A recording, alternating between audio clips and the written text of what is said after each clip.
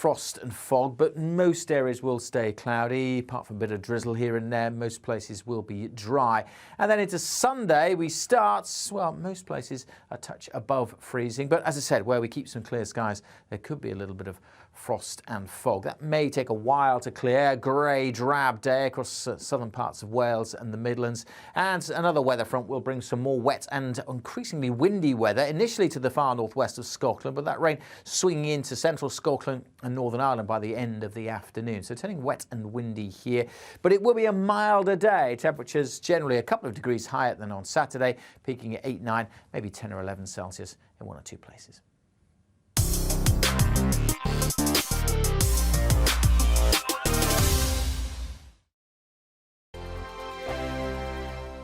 We are GB News, the People's Channel. And right across the United Kingdom. You can find us on Sky Channel 512, Virgin Media Channel 604, Freesat Channel 216, Freeview Channel 236, and YouView Channel 236. You can also take us with you on DAB+ radio, with the GB News app and at the website gbnews.uk. We're absolutely everywhere. Come join us on GB News, the People's Channel, Britain's news channel. Join me, Nana Akue, Saturday and Sunday afternoons on GB News. Expect fiery debate and passionate discussion as me and my panel tackle some of the biggest topics hitting the headlines. It's a place for everyone's opinion. No one gets cancelled, but no one gets an easy ride. Oh, she's on it today! Be ready for conversations that are fierce, frank, and of course, fun. Every Saturday and Sunday afternoon from 4 p.m. on GB News, the People's Channel. Join my show Farage, 7 p.m. till 8 p.m. Monday through Thursday, and there you will get opinion, analysis, debate, and I'll cover stories that nobody else dares to touch. You've been cancelled. Join the club. Oh my goodness me. And then for the last 15 minutes, talking pints. We're over a drink. We have a civilised conversation with someone. We very often disagree, but we do it in a grown-up way. Come and join me on Farage. Hello there, it's Eamon Holmes here from Breakfast on GB News. We're not just on your television and your screens, you know. We're on DAB plus digital radio, so you can listen to your favourite shows on the move. If you've not yet listened to GB News Radio, it's very simple. We're on your radio player and tune-in apps, on your smart speaker, phone or tablet, or online at gbnews.uk. Take us with you wherever you go. GB News Radio. You never have to miss a moment of the People's Channel.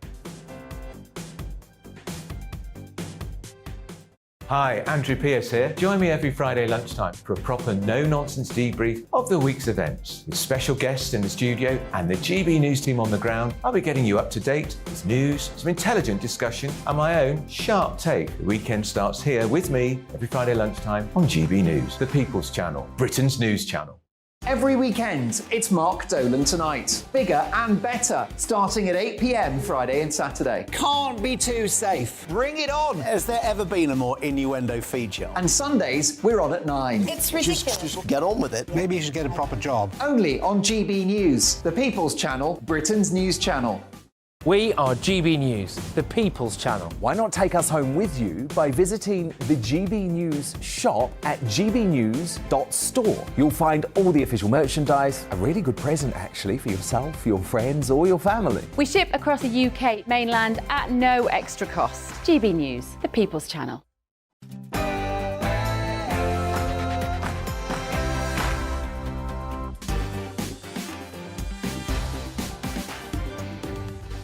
Welcome to Mark Dolan Tonight. Big stories, big guests, and always big opinions. And as it's Friday night, we'll have plenty of fun along the way. Speaking of which, in just a few minutes, I'll take you through my clips of the week. Highlights from GB News over the last 7 days, including plenty of on-air mistakes and hilarity. Also this hour, former Brexit Party MEP Belinda de Lucy will be here to assess Chancellor Jeremy Hunt's big statement this morning on the economy.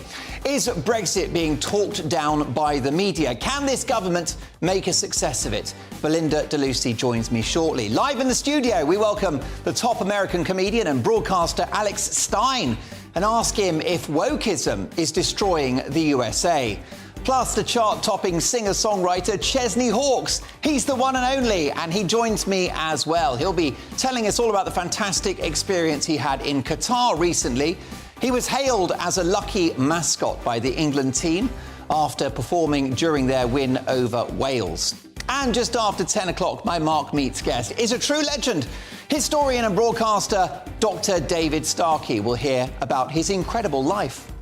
Lots to get through. It is Friday night, so I want to stimulate you and inform you and entertain you along the way. We don't do boring, not on my watch. I just won't have it. Clips of the week next. But someone that never makes a mistake is Tatiana Sanchez, who has the headlines.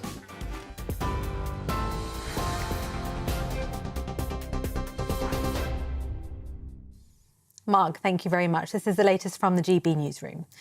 The Chancellor has insisted the best tax cut for the United Kingdom is to cut inflation. That's as he sets out his long-term plans for growing the economy. With inflation close to a 40-year high, Jeremy Hunt has reiterated the government's pledge to halve it this year. He's promised to use Brexit freedoms to boost growth and reverse what he calls a declinism attitude towards the economy. Well, Mr Hunt also confirmed today HS2 will run to central London's Euston station as planned. It follows reports the government was planning to scale back this leg of the project, instead terminating in a West London suburb. The rail link is costing over £44.6 billion, but supporting 22,000 jobs. Despite increasing costs due to soaring inflation, the Chancellor says it is a priority. The chair of an independent review into an NHS trust maternity care says hundreds of families and staff have raised concerns after it was fined £800,000 admitting failings in the care of a baby who died 23 minutes after birth. Nottingham University Hospitals Trust had their £1.2 million fine reduced after pleading guilty to providing unsafe care. It's the highest fine ever issued for failings in maternity care. Winter Sophia Andrews died in 2019 at the Queen's Medical Centre. Her mother, Sarah, says no financial penalty will bring her daughter back. A man has died after being crushed by a telescopic pop-up urinal in central London. Emergency services were called to the scene at Cambridge Circus in West London just after 1 o'clock this afternoon. A London Fire Brigade spokesman said the man had been trapped below street level. Despite efforts by the emergency services to rescue him, the maintenance worker died at the scene. A firefighter who was critically injured while tackling a blaze at a former department store in Scotland has died. Police say 38-year-old Barry Martin, who'd remained in a critical condition in hospital, died at the Royal Infirmary of Edinburgh. He was one of 5 firefighters taken to hospital following the incident. The other 4 have all been discharged. Scotland's First Minister, Nicola Sturgeon, has described his death as a terrible tragedy. The King and Queen Consort have lit candles at Buckingham Palace to mark Holocaust Memorial Day. King Charles and Camilla spoke with Dr. Martin Stern, who survived a Nazi concentration camp during the Second World War. They also met Amuna Adam, a survivor of genocide in Darfur in Western Sudan. Today marks 78 years since Auschwitz-Birkenau, the largest Nazi death camp, was liberated, a day to remember all victims of genocide around the world. And at least 7 people have been killed following a shooting at a synagogue in Jerusalem. Israeli police are describing it as a terror attack. Police say the suspected attacker has been neutralised. A US State Department spokesperson has condemned the attack. TV, online and DAB Plus radio. You're with GB News. Now it's back to Mark Dolan tonight.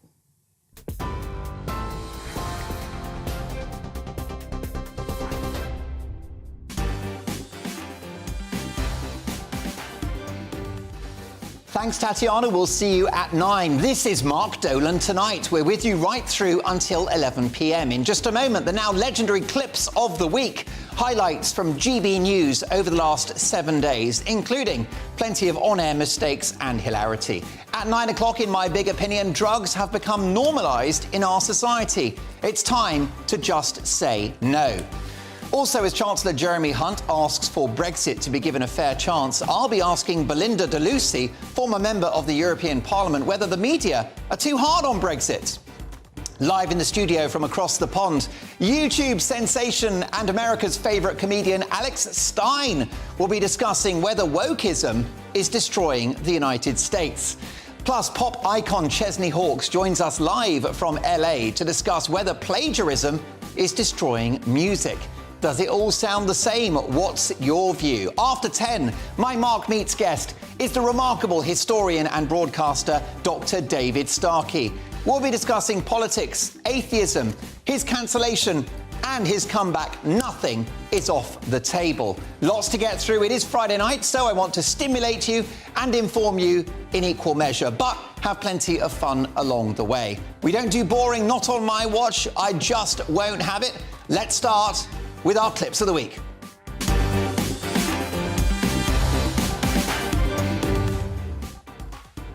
It's time now for a look back at 7 days on air here at GB News. Now, since the introduction of this feature, 3 high-profile presenters no longer speak to me, and the technical team have taken to booing when I arrive in the building. But of course, you can't please everyone. Let's crack on. Now, I'm not of a superstitious nature, but I believe that the set of Mark Dolan tonight is haunted by a poltergeist. Take a look. I'll get to your emails shortly. Right, let's have another look at that. Take a look at the bottom right-hand corner of your screen. I'll get to your emails shortly. Well, the mystery has been revealed. It was not a poltergeist, in fact, but someone almost as pale. My excellent director, Alistair, who I've got to say is usually legless, but that's another story. What a handsome chap, by the way. He doesn't look like that anymore, let me tell you. Dan Wootton's show is always compelling. It makes headlines, but of late it's become quite X-rated. How about this saucy revelation from Conservative MP for Ashfield, Lee Anderson, regarding his passion for politics? But you get turned on for that. I'm turned on all the time, you know. Lee, I'm glad you enjoy your job, but let's not get carried away. Too much information, man. Now, my good friend, broadcaster and loose woman Carol McGiffin has suggested the authorities are planning a new pandemic. That's right, planning a new pandemic. Just one flaw in her argument. Take a listen. You can't imagine that they're planning another pandemic. You mean they're planning for another pandemic? No, I don't think they're planning Preparing for one? No. You think they're planning one? Yes. Oh, God, I do, yeah. I mean, really? To me, it looks... Where's your evidence for that? It looks really obvious. I haven't got the evidence. Oh, OK. Well, not the most compelling argument, that one, but you've got to hand it to Carol for her honesty. Now, when you have Lawrence Fox as a presenter, you don't just get a perceptive, clear-eyed interviewer with a passion for the cut and thrust of debate. You get some real showbiz pizzazz. Jesus Christ, superstar, looks like a fella, but he wears a bra. Jesus Christ, indeed. I'd forgotten how spicy those lyrics by Tim Rice were. Now, Patrick Christie's always makes for unmissable telly from 3 till 6 every afternoon. This guy can do anything. Well, almost anything. Welcome back. It's 4 p.m. It's Patrick Christie's. I can't even say my own name. Hello, everybody. That was the excellent Patrick Christie's there. I mean, Pat-Prick 50s. Pat Christie's? Postman Pat? Of course, mishaps like that during show introductions are complete one-offs and would never happen regularly on your #1 news channel. Isn't that right, Patrick? And crucially, controlling Britain's borders. So, throughout the show today, I thought that we should investigate...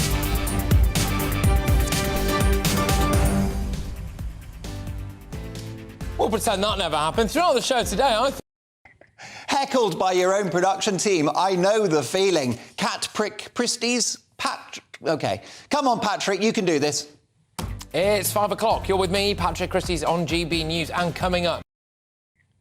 We got there in the end. Now, staying with Patrick, and he gave the brilliant Michelle Dewberry a right mouthful this week.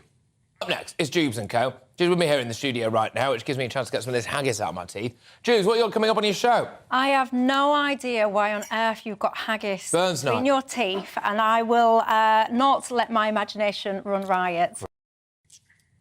Now, Patrick is the ultimate professional, but eating haggis, which is made up of animal organs, is just awful, especially after this revelation. I am due to be back on your screens at 3 p.m. tomorrow, but you might have noticed my face slightly dropped there as Michelle was doing her intro, because I just heard in my ear that my producers didn't cook this haggis before giving it to me, so I've just eaten raw pigs in it. I'll see you in about a month. Here you go, Patrick. A present from me. Might come in useful. There you go. Have a right royal flush. Now, Clips of the Week is becoming such a hit here at GB News that when our old friend, commentator Ben Habib, turned up on the brilliant Jubes & Co., Michelle couldn't resist using our clip from last week. And if you're just sitting there, Kevin, you're thinking to yourself, oh, you know, I'm losing my temper, have a look at this and just remember what a lovely man Ben Habib is.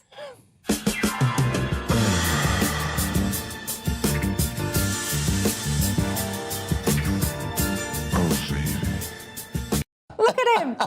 What's that? Where did that come from? Well, I can tell you, once I saw that, I couldn't unsee it.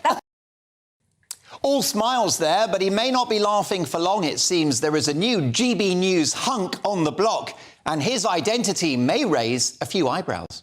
Or he's allowed to say any other ventures he's going to move on to.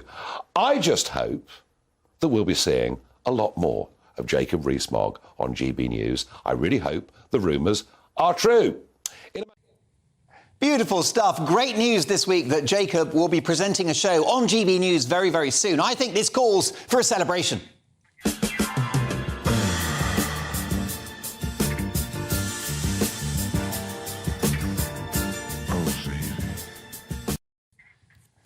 Groucho Marx, eat your heart out. Now, GB News has been recruiting some of the biggest names in the country, not just Jacob Rees-Mogg, but comedy genius John Cleese. Here is the great man promoting his new show. They want programming for viewers who are completely out of touch, a much-neglected demographic. So stay out of touch with me. Well, I, for one, can't wait to see John Cleese on the channel later this year. Fido, how the hell did you get here? Now, folks, I'm looking forward to my interview with David Starkey later in tonight's show. I'm sure this historian, this great broadcasting titan, this great intellectual will have some very learned topics to discuss. After all, he did so earlier this week. I look at the photographs in the Daily Mail website because they're mildly pornographic, and I quite enjoy a little bit of male pornography. Where's that loo roll when you need it? There's only one response I can give. Take it away.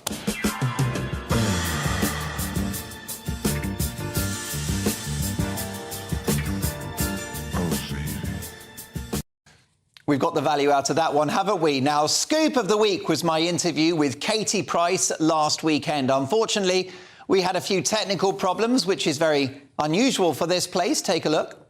Yeah. And did the surgeons do a good job? And are you OK now? Oh, I can't hear you. Katie, can you hear me now? Do you hear me? Hang on, I can't hear you. This is live TV. Can you hear me? Yeah. Do you know what I think's happening, Katie? I think that your teeth are affecting the signal. I don't know what's happened, but I can't hear you. Well, Katie was clearly in a rush to get on air. I think we can file this next clip under too much information. Family always comes first, doesn't it? Well, yeah, like tonight, literally, if you saw what I've got on underneath, in fact, I haven't got anything on. Nothing on? Underneath? Cue Jacob.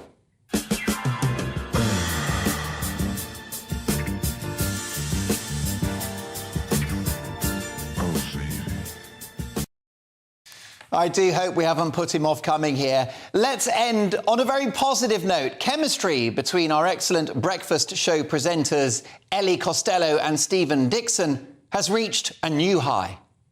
I'm laughing now looking at us because Femi, outside in the newsroom there, said, you two look like it's like your wedding day or something. Like you're in the three-piece suit, I'm in a white dress. I don't. But you're already, I'm already married. Man, so there's no danger of that. We're basically there. We are basically there, yeah. Yeah. Oh. Link you here. There we are. Da, da, da, da. Actually, it could work, except I'm old enough to be your father. Yeah. But anyway, apart from that. Apart from... Fair play to Ellie, who wants to marry Stephen Dixon. She clearly likes a challenge. And that's about it for Clips of the Week. Officially confirmed the very best segment on GB News. Isn't that right, Carol? I haven't got the evidence. And those were your Clips of the Week.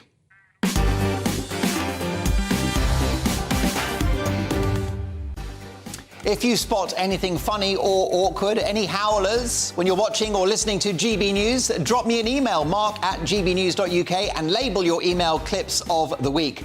After the break, the press love to knock it, but Jeremy Hunt has said this morning that Brexit could be a huge success. Former Brexit MEP Belinda DeLucy will be here to discuss the Chancellor's first big speech of the year. Can we make Brexit a success? Yes, we can. That's next.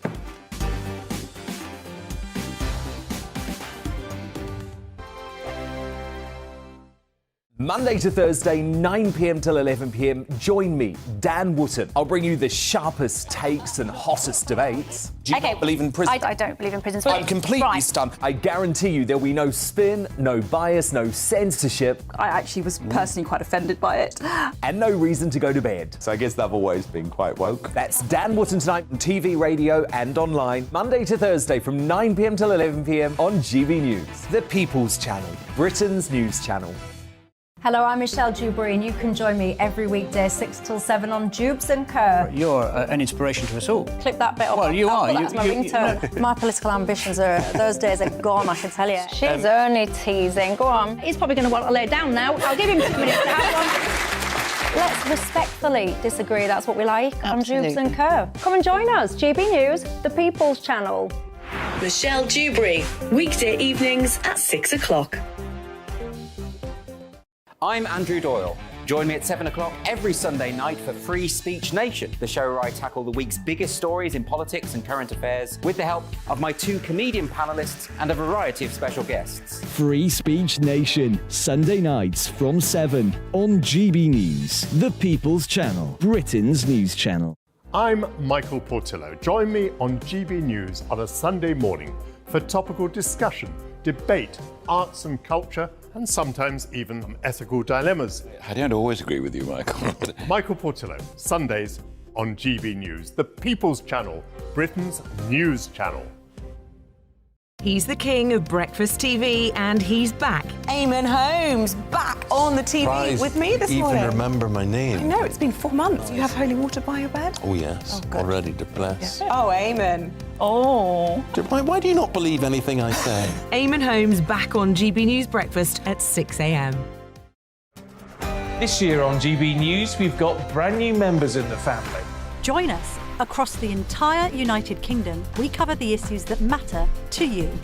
GB News will always stay honest, balanced and fair. We want to hear whatever is on your mind. And we don't talk down to you. The establishment had their chance. Now we're here to represent you. Britain's watching. Come join us on GB News, the People's Channel, Britain's news channel. We are GB News, the People's Channel. and right across the United Kingdom. You can find us on Sky Channel 512. Virgin Media Channel 604. Freesat Channel 216. Freeview Channel 236. And YouView, Channel 236. You can also take us with you on DAB Plus Radio. With the GB News app and at the website gbnews.uk. We're absolutely everywhere. Come join us on GB News, the People's Channel, Britain's news channel.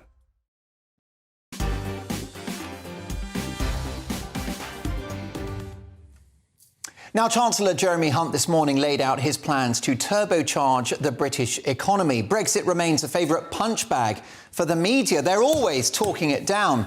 But Jeremy Hunt quite rightly says our decision to leave the EU can be a catalyst for bold choices.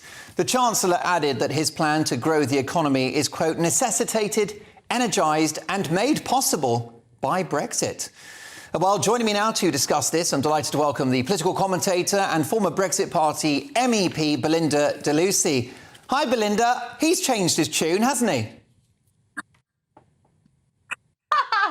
Well, Well, maybe he's just rereading the script that Boris read out in his 2019 victory speech. It was like a major deja vu. We have heard this all before. Boris came out in 2019 when he won, saying it is a new dawn, a new day. We're going to unleash ourselves into the world. We're going to unleash a primal wave of investment. And we heard it all with Boris. And what has happened is we've got stagnation nation. Still. So as much as I loved hearing what Hunt had to say, he was just regurgitating things that the Conservative Party have been saying for years now with very little action to back it up. There's no reason at all why the Conservative Party haven't passed through the EU regulation reform bill yet. They claim that it's too hard and there's not enough time and the Lords are going to cause problems. I mean, it's excuse after excuse with the Conservative Party. And so I took his speech as dropping the Brexit bomb more to try and claw back the few remaining Brexiteer voters rather than actually believing in what he said. We've had similar mood music from Keir Starmer. The good news is that if you want to win the next election, you've got to love bomb Brexit. Yes, well, listen, I've been love bombing Brexit for since 2000 and I don't know, whenever I did my EU law at uni. And it's all well and good to love bomb it, but unless it's backed up with action and political will, there's no political will in the Labour Party to make use of the opportunities of Brexit, and we haven't seen any evidence, really, bar a few Tory MPs like Jacob Rees-Mogg, to have the big change that people voted for. There are bills, for example, like the Digital Protection Information Act, which is a fantastic new bill to replace the innovation-crushing EU regulation. It was started in May. It has been delayed and delayed. There's been distractions. It's almost unworkable now. And the Conservatives have very little time to actually pass any of this through before the next election. That is a concern. Do you think the media are still talking Brexit down? Yes, and I think they will forever be talking Brexit down. I genuinely believe Brexit arrangement was an actual thing, and the political and media class want to associate every single drama and woe we experience as a country to Brexit. And in all truth, Brexit was simply a nation self-determining its own laws, making politicians accountable and allowing people to have more of a stake in the laws they have to live under. It's quite frankly nothing to do with what each political party wants to do with the powers we gifted them. And to be quite honest, the Conservatives were gifted this Excalibur of power by the British people, and the machinery behind that party have hidden behind the apron strings of Mutter EU in panic over the accountability that comes with it, and have only thrown breadcrumbs our way. We need divergence now, or it becomes too easy to rejoin the EU through the back door with a Labour government. Well, I think you've got to play the long game with Brexit. I voted Remain because I predicted short-term economic disruption. However, I did see advantages to Brexit, which is why I've embraced the result. I've acknowledged a democratic mandate. And the day after that plebiscite, I got behind the project because I do think that in time, Brexit will unleash great economic and cultural potential for the country. However, do you think the forces at work within Westminster will try to undo Brexit? I mean, how far away could we be from re-entering the single market or joining a customs union? So what's happening now is because the Conservative Party seem to lack the political will to drive through all the opportunities that have been afforded them, it makes Brexit look like no change is happening. And people voted for change in 2019, and they're seeing very little happen. And this is the way they damage Brexit. And this is the way that they're going to put people off the idea of Brexit, by just simply not doing anything about it. So it looks like it was the same as if we were in the EU. And I just feel like we're at a point now where I don't believe we can trust the Conservative or Labour Party with reducing immigration, lowering tax, protecting our borders, or using the Brexit opportunities fully. So I think it is time that the people have to decide, are they really going to reward these parties with their vote? But more of the same, more delay, more being frightened of having this wonderful power to make our country nimble and efficient and drive us forward. Indeed. I mean, I would argue that Brexit is already a success because it's an insurance policy against ever closer union, being a member of the United States of Europe, which it's my view is coming. It's an insurance policy against membership of a single European army, a single currency. It's an insurance policy against free movement. Of course, we've got our own trade policy now. We can do trade deals with the rest of the world. There's a deal in the offing with India and 1 billion people, a massive market. However, there is a flip side. What would you say to those small businesses who are no longer exporting to EU countries because of the paperwork? And do you have any scintilla of buyer's regret in relation to Brexit? Oh, well, on your last point, never. Never will I think that the best interests of the British people will be served in the dark corridors of Brussels and with the unaccountable Commission. So never for that. But what I do feel for the small businesses is there was always going to be disruption. This is a huge change of governing our country, and it was never going to happen overnight. It was never going to be a magic pill. Just as when we joined the European Economic Community, fishing community had to completely change overnight. There will be winners and there'll be losers. But I will say they have had 7 years of preparing to adjust their businesses because of Brexit. You know, this happened in 2016, and it was only because of the Conservative Party and other political parties trying to, rerun the vote and not deliver Brexit. So remember, the Conservatives were forced to deliver Brexit. This isn't a natural home for them. And it's only because they gave them hope that we would somehow reverse Brexit that they didn't prepare their businesses over 7 years to deal with the form filling that is a natural occurrence when we do take a step back from the EU. And maybe they should have spent a little bit more time seeking other marketplaces and other opportunities. But of course, I feel for their disruption, but it's a price worth paying to extract ourselves, not just from this anti-democratic project, but one that is evolving to become more anti-democratic and expanding. Ukraine is on the horizon. There will be more freedom of movement. There'll be more movement of cheap labour into richer countries. And I actually think we'll see the EU, as it expands, become more divided, and there may even be more civil unrest because it cannot run smoothly without denying people the veto. You know, democracy is not its friend. It needs to completely reject democracy to be able to run this huge empire smoothly. I've got another one for you, just to put you in a good mood. Brexit is an insurance policy against payments of £20 billion a year, which after 2 decades is the entire cost of the pandemic. Listen, have a brilliant Friday night. Belinda de Lucy, we'll see you again soon. Fantastic contribution. What's your reaction? Are you concerned about Brexit? Is it going well? Is it going badly? Let me know your experience. Mark at gbnews.uk. Coming up shortly, pop superstar, the remarkable Chesney Hawkes, the one and only, is with me live from California. But speaking of America, top US comedian and commentator Alex Stein is next to answer a simple question. Is wokeism destroying America? See you in 3.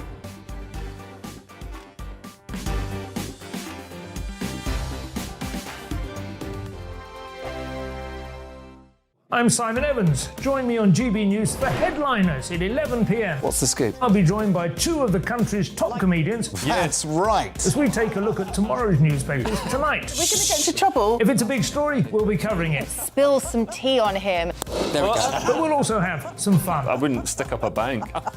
My father didn't love me. So anyway. Headliners every night from 11 on GB News, the People's Channel, Britain's news channel.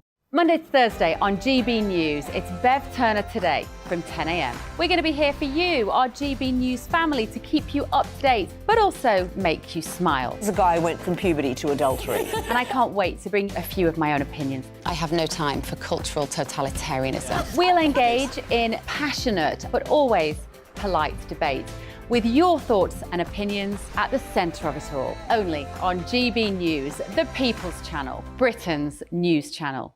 I'm Mark White. As GB News Home and Security Editor, I cover those key issues that are so important to you. Our authorities, our communities doing all they can to combat violent crime. With the public services under unbearable strain, why are we still failing to control our borders? Defence, the first priority of any government, has been continually hollowed out. Can we trust our politicians to protect the armed forces? Join me, Mark White, on GB News. We are GB News, and we'd like to say thank you to each and every one of you for bringing us your conversations, for helping our great nation find its voice. We are here for you on radio, television, and online, across England, Scotland, Wales, and Northern Ireland. It's not the BBC, you actually get your facts right. We are proud to be GB News, the People's Channel, Britain's news channel. I'm Michael Portillo. Join me on GB News on a Sunday morning for topical discussion, debate, arts and culture, and sometimes even ethical dilemmas. I don't always agree with you, Michael. Michael Portillo, Sundays on GB News, the People's Channel, Britain's news channel. Hi, Andrew Pierce here. Join me every Friday lunchtime for a proper no-nonsense debrief of the week's events. With special guests in the studio and the GB News team on the ground, I'll be getting you up to date with news, some intelligent discussion, and my own sharp take. The weekend starts here with me every Friday lunchtime on GB News, the People's Channel, Britain's news channel. Every weekend, it's Mark Dolan Tonight. Bigger and better, starting at 8 p.m. Friday and Saturday. Can't be too safe. Bring it on. Has there ever been a more innuendo feature? And Sundays, we're on at 9. It's ridiculous. Just get on with it. Maybe you should get a proper job. Only on GB News, the People's Channel, Britain's news channel.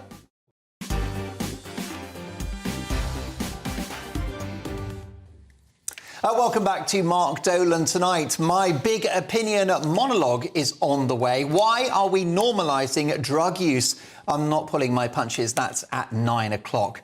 Now, comedian Alex Stein has been making a name for himself in America with his hilarious appearances at local government meetings and his confrontations of political figures. The host of Prime Time with Alex Stein has become a YouTube sensation. This guy is now a massive star as a result of his numerous stunts, and he's now running for a place on a school board in Texas.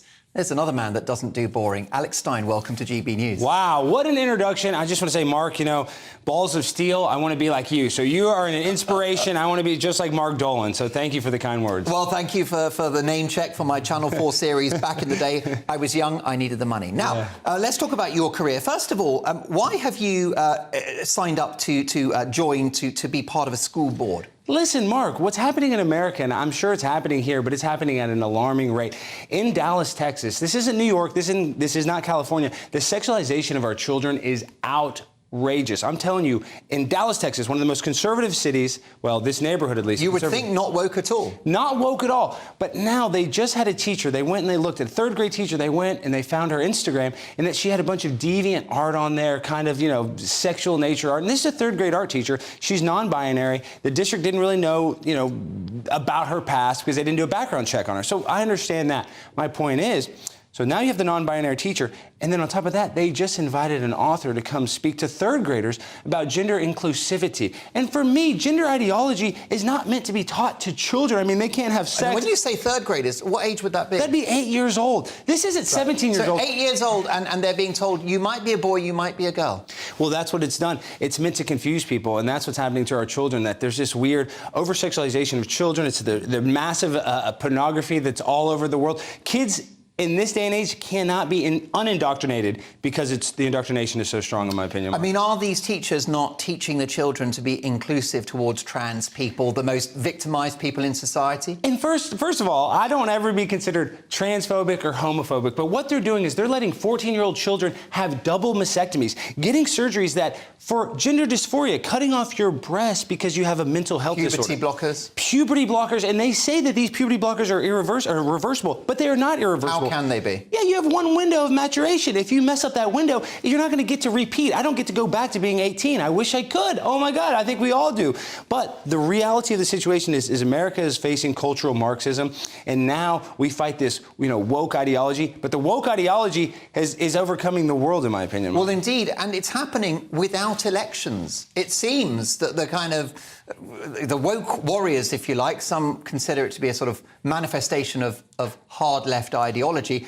They're winning, but they don't need to go to the ballot box because they've infiltrated institutions, corporations, and the media. Well, let me just tell you this. In America, we get censored, but the 2020 election was 100% fraudulent. The idea that Joe Biden, from his basement, the guy can barely speak English, with his son, Hunter Biden, who's smoking crack with prostitutes, pictures exposed everywhere, that he got 81 million votes over Barack Obama, who got 63 million votes. Barack Obama was the most popular politician other than Donald Trump to ever exist. And if you think sleepy Joe Biden, all of the, crazy things he did with Ukraine, all of his illegal business dealings he's done with China, if you think that he was the answer, that he won fairly, you're very mistaken. Where is the evidence, though, that the election was stolen? I'll tell you the evidence. It's mail-in ballots. For the first time ever, for the first election ever, we had access to mail-in ballots at a number that we've never had. And ballot harvesting is legal in certain states. So it only takes 3 states to rig the Electoral College in his favor. So it only takes a few counties to actually do it. Might his high number of votes not relate to better turnout because of mail-in ballots? Oh, no way. Let me tell you something. Joe Biden is universally disliked by everybody. You see the high gas prices.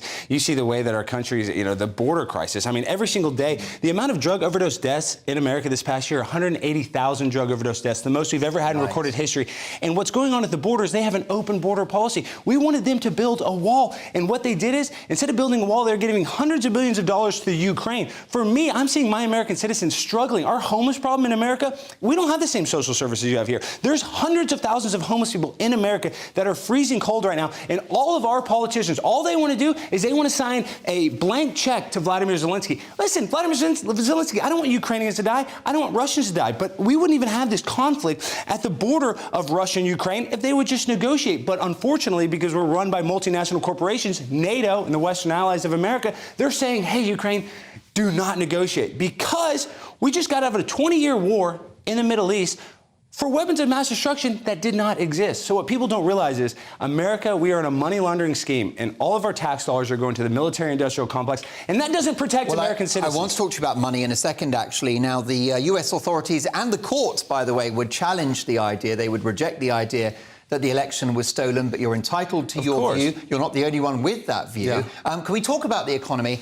And but I want to say this. The same people that say that the election was not stolen are the same ones that are not talking about the myocarditis in children, not talking about the pericarditis in children, not talking about all the soccer players that are just falling down with heart attacks that are in the best shape of their life. These are the same people that tell you a medicine that was tested on 8 mice is safe and effective for 7 billion people. But let me tell you something, Mark. You know what is not safe and effective for 7 billion people? Shellfish, peanuts, or almonds. So they created a vaccine that is better than almonds. Listen, it's one size fits all. It's the only drug in the world. One size fits all. And get your booster because Anthony Fauci told you to.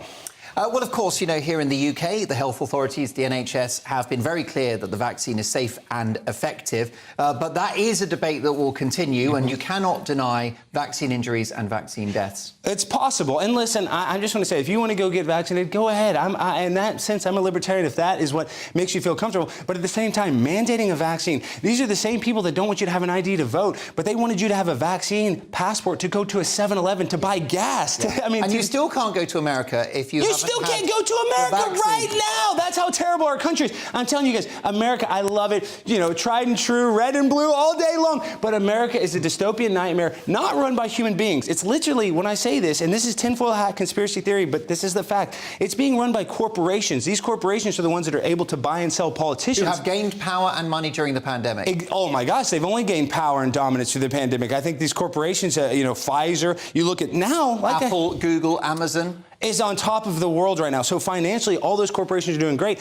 But the individual people in America are suffering worse than we've ever suffered. Small businesses being crushed. Oh, closed down, and they could care less. They don't care at all. Family-run businesses. Oh, bye-bye. Listen, there's no empathy in America from our politicians. As a matter of fact, if you do not put the Ukrainian flag in your bio, you do not put your booster in your bio, you're considered a white supremacist. And that's really what's happening when we talk about the school.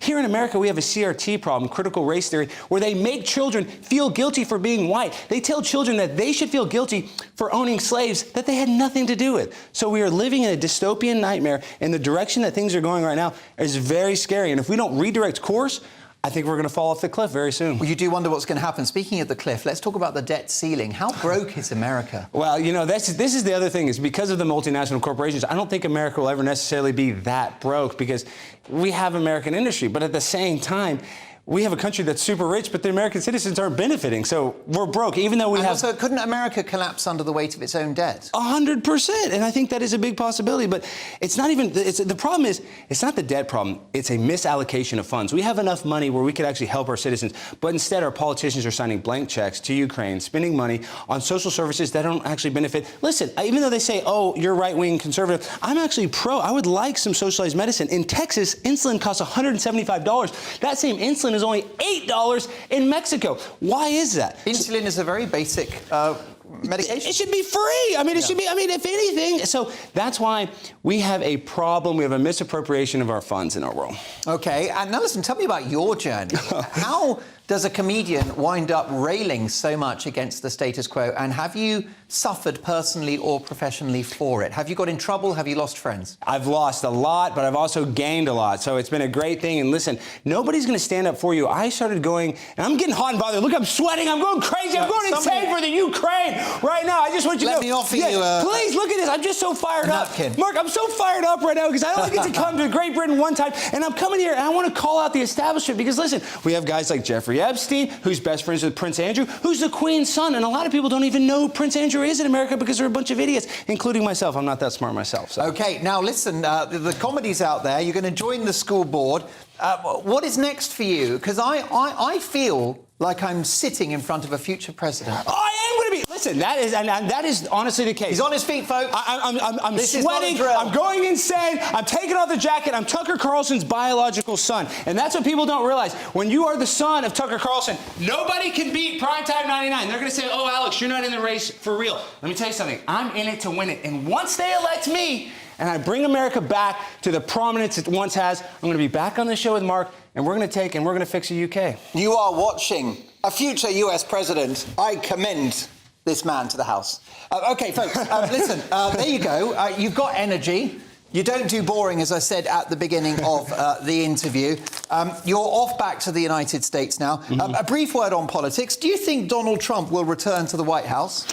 I do think Donald Trump will, if he can. This is the problem.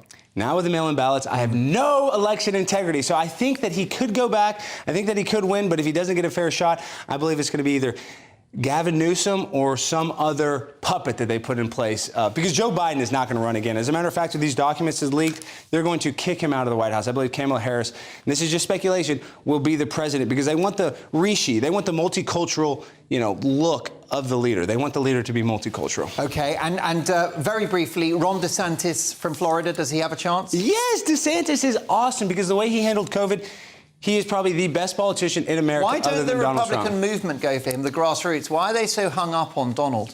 Because Donald Trump's the most popular president ever. He's the one that called people out for, all the BS. Is he not too divisive, though? Oh, of course, he's way too divisive. If the Republicans are serious about doing the numbers in 2024, surely it's got to be somebody like DeSantis. I would say that DeSantis is more of the, middle of the road. More voters would probably get behind him. And Donald Trump is too polarizing. He makes people, but that polarization is what we need because we need somebody that's willing to stand up for us because this is the problem. The left wing and the right wing are on the same bird, and that bird is going through a plate glass window unless we stand up for ourselves. Okay, now, Alex, please do the marketing of your channels. Let's get it out there. Tell the world that's watching GB News where they can find you.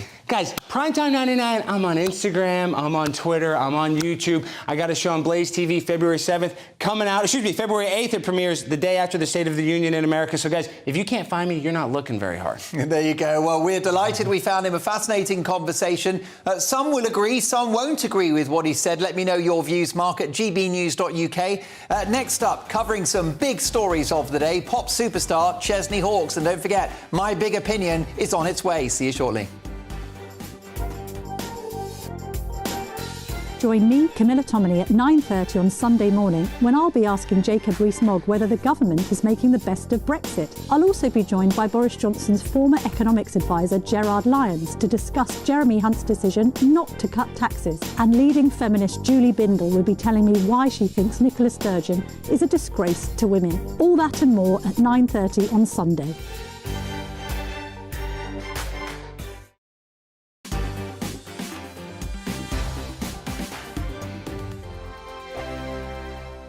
Here on GB News Live, we'll be keeping you in the picture, finding out what's happening across the country and finding out why it matters to you. We'll have the facts fast with our team of reporters and specialist correspondents. Wherever it's happening, we'll be there from 12 noon on TV, radio and online. GB News, the People's Channel, Britain's news channel.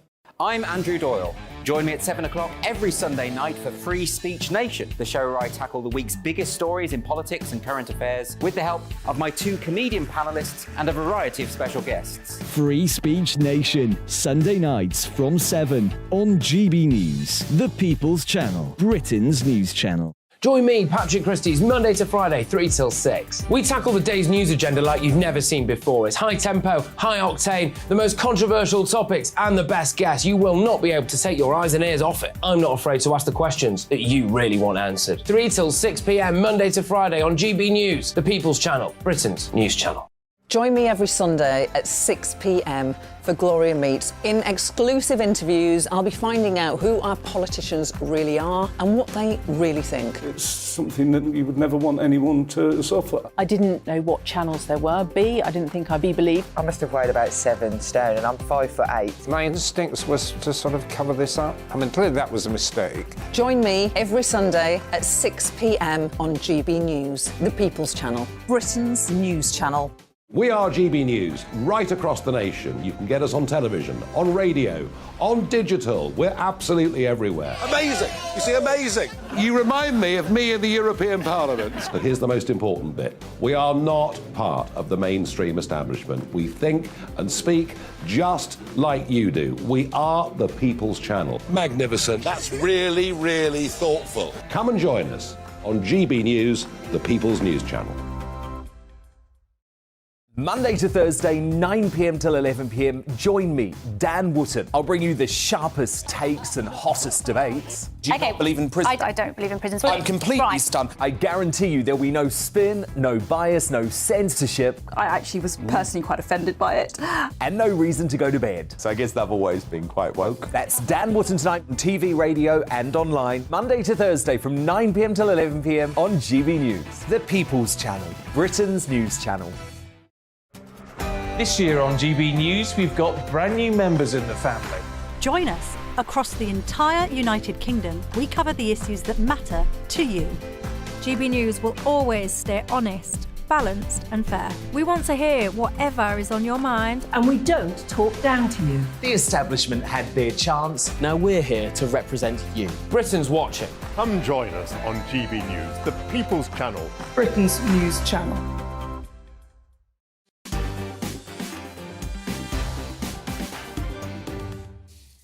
Why have we gone so soft on drugs? That's my big opinion monologue at 9 o'clock. Plus tomorrow's papers, my all-star panel, my take at 10. And my Mark Meets guest is legendary historian Dr. David Starkey. Now, let me take you back to the Football World Cup last month in Qatar. England versus Wales in a huge game, but at half-time it was 0-0. And let's be honest, not much had happened. Step forward, chart-topping singer Chesney Hawkes, whose brilliant half-time performance was credited by many of the players themselves with inspiring England to a 3-0 win and an eventual place in the quarter-finals. Of course, bad news for my lovely viewers in Wales, of whom there are many, but it was a memorable occasion, and I'm delighted to say that pop sensation Chesney Hawkes joins me now. Hi, Chesney. Hey, Mark, how are you, mate? It's been a little while. I'm so well. And listen, what a moment for you in Qatar.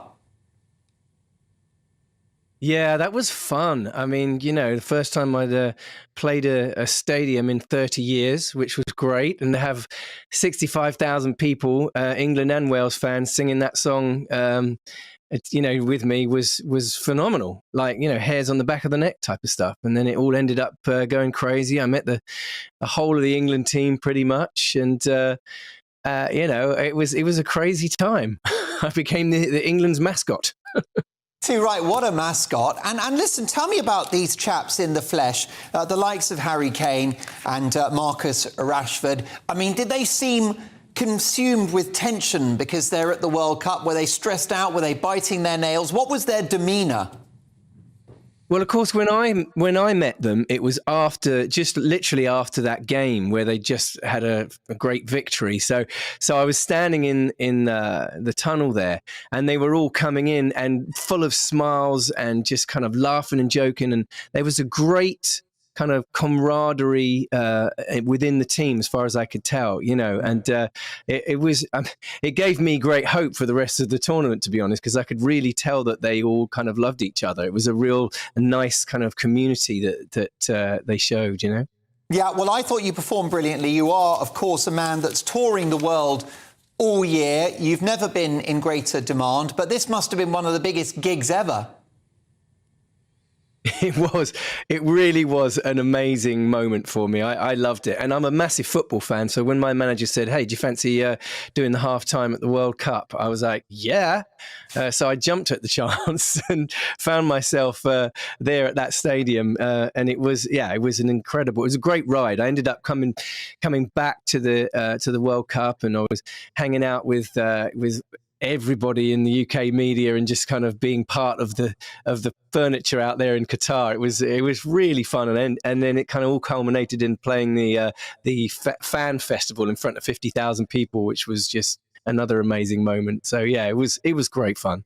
Yeah, are football fans quite a difficult audience? Are they a bit noisy or a bit drunk? Well, there was no alcohol in Doha, so good point. Yeah. Yeah, so that was a whole nother thing. But no, to be honest with you, I was a little trepidatious, I have to be honest, about singing the one and only in front of that crowd. Mainly because there was like a kind of crowd participation bit in the middle there where everything dropped out, and I was just hoping that everyone was going to sing, and luckily for me, they did. So I was thinking I was just going to be me, Billy Mo Mates, just kind of singing the chorus, the one and only, but it turned out good. Now, your fellow superstar Elton John had a very important gig, the very, very sad occasion of Princess Diana's funeral, and he sang, as you'll remember, a reworded version of Candle in the Wind in front of a viewing audience of, I believe, 2 billion people. And old Elton had a prompter. He had a little auto cue with the lyrics next to the piano, just in case he forgot any of the words. Have you ever forgotten the words at a gig? Oh, yeah, all the time. My bandmates always take the mickey out of me for that. I'm dyslexic, and I think one of the things that comes with dyslexia, well, certainly for me, is lyrics just kind of go out of my head. I'm fine with music. Music is absolutely fine.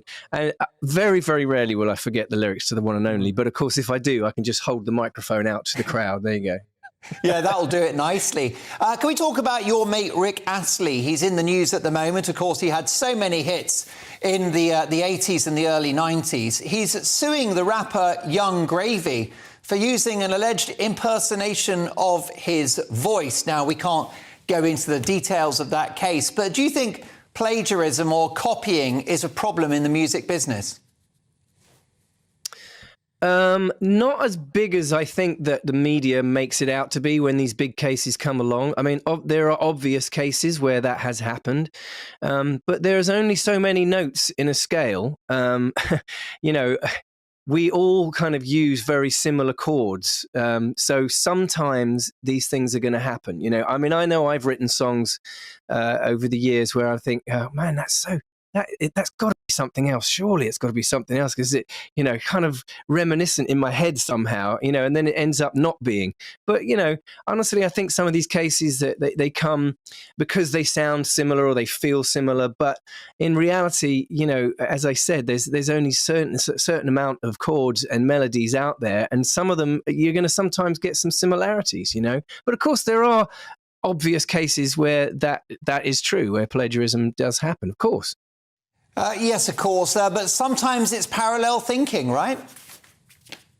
Yeah, that's true as well. It's like inspiration. You're inspired by your favorite artists and your favorite songs, and they're always going to be in there. I'm a massive Beatles fan, so I'm always going to use that seventh chord. It's just the way it is.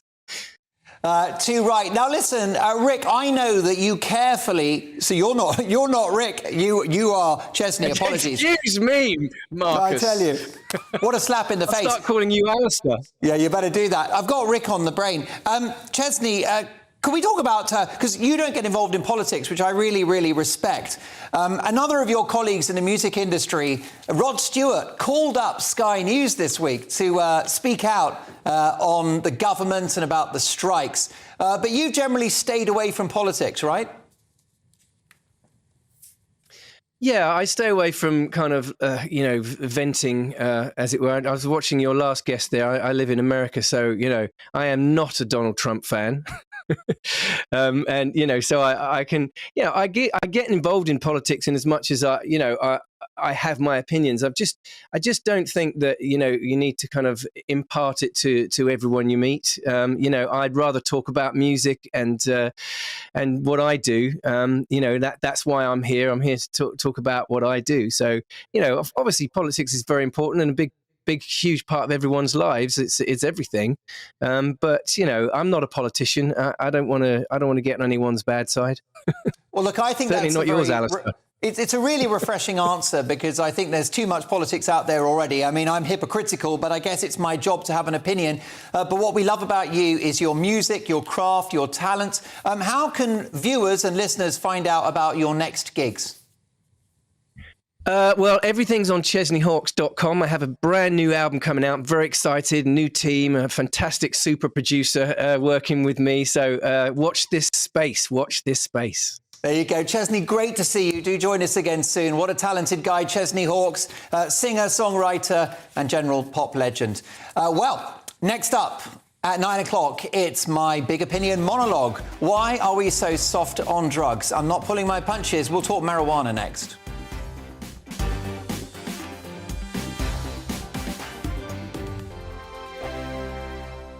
We are GB News, the People's Channel. And right across the United Kingdom. You can find us on Sky Channel 512. Virgin Media Channel 604. Freesat Channel 216. Freeview Channel 236. And YouView Channel 236. You can also take us with you on DAB Plus Radio. With the GB News app and at the website gbnews.uk. We're absolutely everywhere. Come join us on GB News, the People's Channel, Britain's news channel.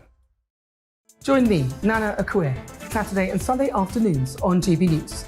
Expect fiery debate and passionate discussion as me and my panel tackle some of the biggest topics hitting the headlines. It's a place for everyone's opinion. No one gets cancelled, but no one gets an easy ride. Oh, she's on it today! Be ready for conversations that are fierce, frank, and of course, fun. Every Saturday and Sunday afternoon from 4 p.m. on GB News, the People's Channel. Join my show Farage, 7 p.m. till 8 p.m. Monday through Thursday, and there you will get opinion, analysis, debate, and I'll cover stories that nobody else dares to touch. You've been cancelled. Join the club. Oh my goodness me! And then for the last 15 minutes, talking pints. We're over a drink. We have a civilised conversation with someone. We very often disagree, but we do it in a grown-up way. Come and join me on Farage. Hello there, it's Eamon Holmes here from Breakfast on GB News. We're not just on your television and your screens, you know. We're on DAB plus digital radio, so you can listen to your favourite shows on the move. If you've not yet listened to GB News Radio, it's very simple. We're on your radio player and tune-in apps, on your smart speaker, phone or tablet, or online at gbnews.uk. Take us with you wherever you go. GB News Radio. You never have to miss a moment of the People's Channel. Hi, Andrew Pierce here. Join me every Friday lunchtime for a proper no-nonsense debrief of the week's events. With special guests in the studio and the GB News team on the ground, I'll be getting you up to date with news, some intelligent discussion and my own sharp take. The weekend starts here with me every Friday lunchtime on GB News, the People's Channel, Britain's news channel.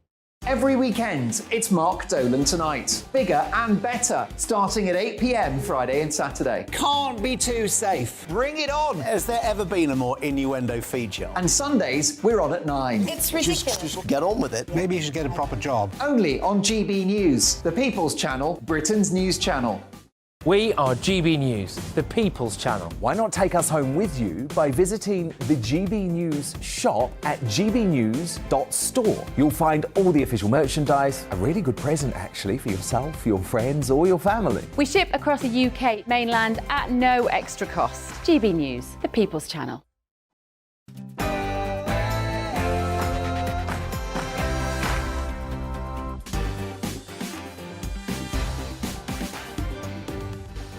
On Mark Dolan Tonight, in my big opinion, the government say they want to make hippie crack or nitrous oxide illegal. Drugs have become normalised in our society. They're killing and harming people. It's time to just say no. After 10, my Mark Meets guest is the legendary historian and broadcaster Dr. David Starkey. We'll discuss politics, atheism, his cancelling and his comeback. Nothing is off the table. In the big question amid safety concerns, should the vaccine rollout be paused? And in the news agenda with my panel, should we be ashamed of the British Empire? Should divorcing couples get time off work? And is it wrong to let your pets, I should say, sleep in the bed? Do you ever let the dog or the cat into the bed? Is that the right thing to do? I think it's filthy. So is it wrong to let your pets sleep in the bed? Plus, Halifax Howard is live in the studio after beginning his music career with an extraordinary anti-woke video. That's Howard from the Halifax, live on the show at 9:45. This is not a drill. The video's incredible. The guy's amazing. You will love it. A busy 2 hours to come, lots to get through, and I couldn't do it without Tatiana Sanchez, who has the headlines.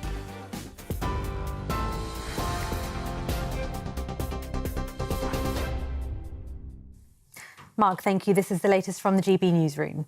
The Chancellor has insisted the best tax cut for the UK is to cut inflation as he sets out his long-term plans for growing the economy. With inflation close to a 40-year high, Jeremy Hunt has reiterated the government's pledge to halve it this year. He's promised to use Brexit freedoms to boost growth and reverse what he calls a declinism towards the economy. Well, Mr Hunt also confirmed today HS2 will run to central London's Euston station as planned. It follows reports the government was planning to scale back this leg of the project, instead terminating in a West London suburb. The rail link is costing over £44.6 billion, but supporting 22,000 jobs. Despite increasing costs due to soaring inflation, the Chancellor says it is a priority. The chair of an independent review into an NHS trust maternity care says hundreds of families and staff members have raised concerns after it was fined £800,000 admitting failings in the care of a baby who died 23 minutes after birth. Nottingham University Hospitals Trust had their £1.2 million fine reduced after pleading guilty to providing unsafe care. It's the highest fine ever issued for failings in maternity care.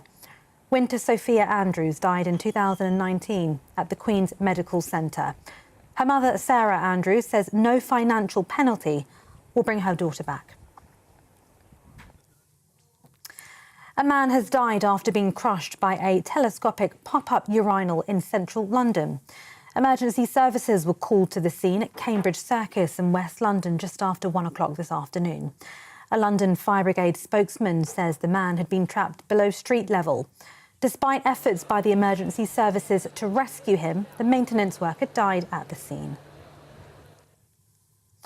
A firefighter who was critically injured while tackling a blaze at a former department store in Scotland has died. Police say 38-year-old Barry Martin, who'd remained in a critical condition in hospital, has died at the Royal Infirmary of Edinburgh. He was one of 5 firefighters taken to hospital following the incident. The other 4 have been discharged. Scotland's First Minister, Nicola Sturgeon, has described his death as a terrible tragedy. The King and Queen Consort have lit candles at Buckingham Palace to mark Holocaust Memorial Day. King Charles and Camilla spoke with Dr. Martin Stern, who survived a Nazi concentration camp during the Second World War. They also met Amuna Adam, a survivor of genocide in Darfur in Western Sudan. Today marks 78 years since Auschwitz-Birkenau, the largest Nazi death camp, was liberated, a day to remember all victims of genocide around the world. Now, at least 8 people have been killed following a shooting at a synagogue in Jerusalem, which Israeli police are describing as a terror attack. Police say the suspected attacker wounded a number of people before he was shot and killed by officers. The shooting comes amid heightened tensions along the West Bank.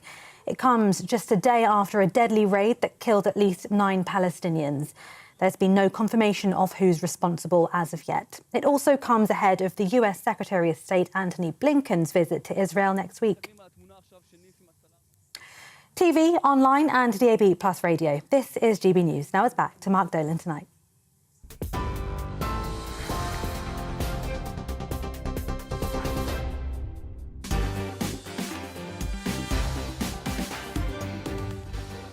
My thanks to Tatiana Sanchez, who returns at 10 o'clock. Welcome to Mark Dolan tonight. In my big opinion, in just a moment, as the government say they want to make hippie crack or nitrous oxide illegal, I'll be asking why have drugs become so normalised in our society? In the big question, amid safety concerns, should the vaccine rollout be paused? And after 10, my Mark Meets guest live in the studio is the remarkable historian and broadcaster David Starkey. We'll discuss politics, atheism, his cancellation and his comeback. Nothing is off the table. Plus, so excited about this, you won't want to miss it. Halifax Howard is live in the studio after embarking on a music career. Remember Howard from the Halifax ads? Well, he's made an incredible anti-woke music video. You won't believe it. It's not to be missed. He's live at 9:45. And in the news agenda, should we be ashamed of the British Empire? Should divorcing couples get time off work? And is it wrong to let your pets sleep in the bed? Reacting to those stories and many more, my fantastic panel tonight of journalist and radio legend Mike Porky Parry, and a brand new star joining Mark Dolan tonight, former editor of the Sunday Mirror newspaper, one of the most experienced and respected journalists in the country, Eve Pollard. And last but certainly not least, a very good friend of mine, broadcaster and political commentator, Sam Dowler. Now, I want to hear from you throughout the show. Your feedback, your response, your emails are my priority. mark@gbnews.uk. And this programme has a golden rule.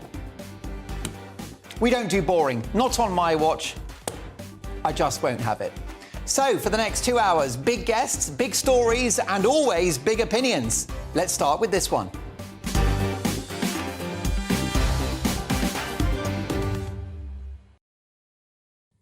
This news will have you buzzing and will literally take your breath away.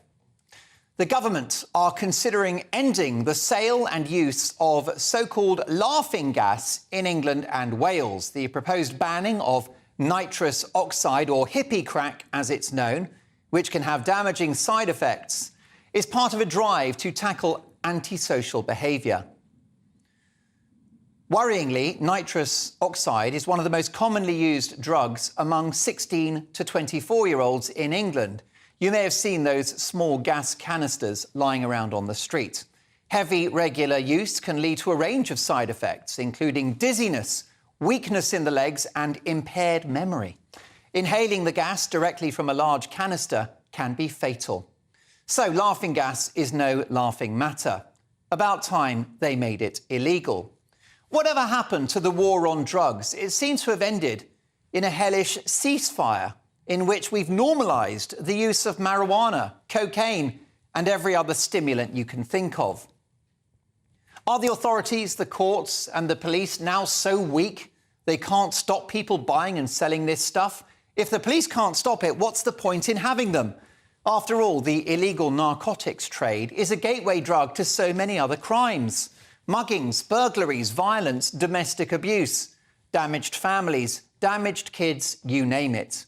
The explosion in illegal drug use in this country is one of the worst things that's ever happened to us, and is far more of a threat than terrorism, for example, as drug dealers terrorise the streets, as they ramp up violence for profit, and as they wreck lives.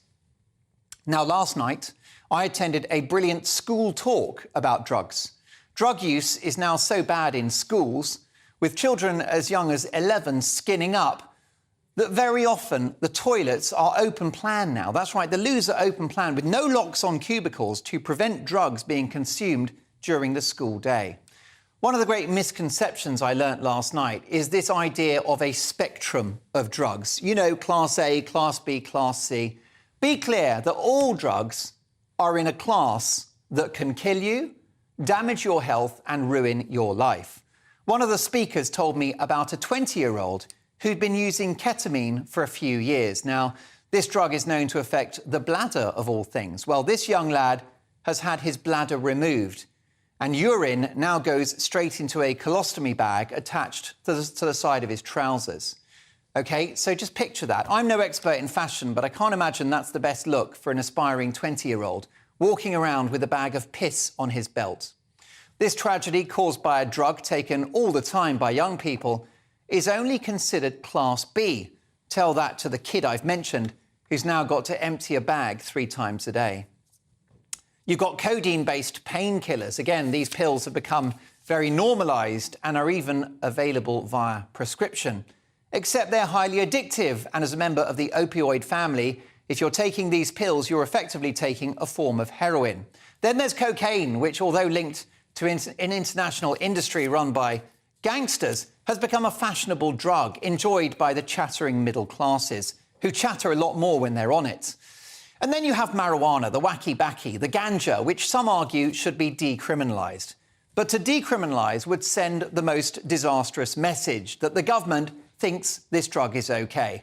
It's not OK. First of all, the dope that's sold now, often called skunk, is an industrial and chemical product. It's not like the green leaves that were making the Beatles high in the 1960s, or the weak brown block of resin that people were crumbling into their Rizzlers at university in the 80s and 90s.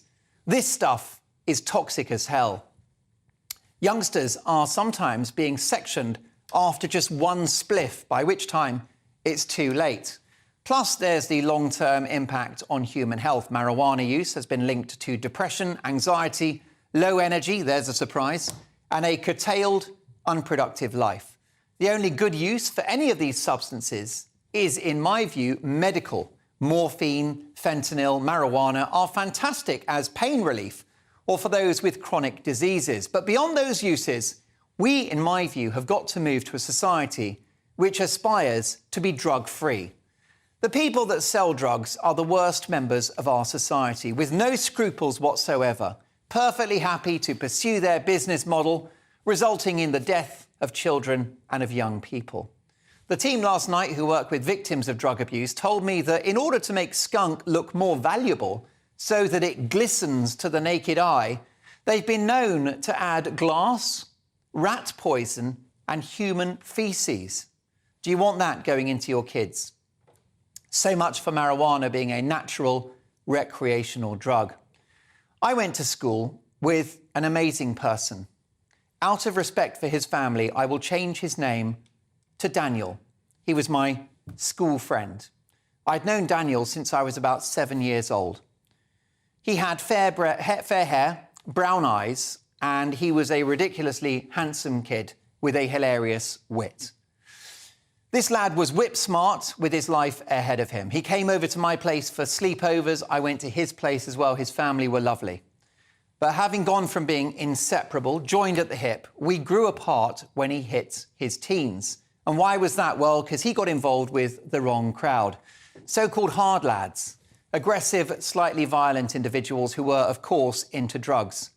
It was only when I hit my late teens, maybe 18 or 19, that I got an update on Daniel. He was found dead in his garden by his mother following a heroin overdose. This is my best friend we're talking about here. Daniel would be here now if it wasn't for the drug industry and gateway stimulants like marijuana, which many characterise as harmless and fun, but it ain't. The drugs don't work, folks. They should be a taboo, not the mark of a great night out.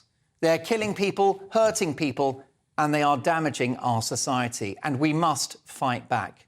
There is no safe amount of any drug. It's time for all of us to just say no.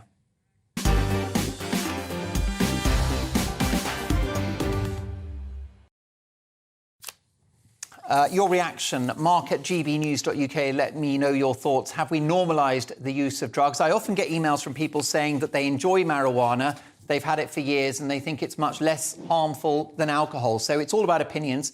Let me know what yours is. This is a show where we're allowed to disagree, and in fact, I embrace it. There'll be plenty of disagreement from my talented panel tonight. Strong opinion makers in their own rights. Eve Pollard, former editor of the Sunday Mirror newspaper. Mike Parry, journalist and radio legend, and Sam Dowler, broadcaster and political commentator. Eve Pollard, a warm welcome to the show. We are thrilled to have you. I'm properly starstruck. Your reaction to the news that the government wished to make nitrous oxide illegal, I would say about bloody time. Well, actually, Sam and I have a mutual friend whose son died after taking nitrous oxide, laughing gas. And so I'm behind the government on this. I don't think...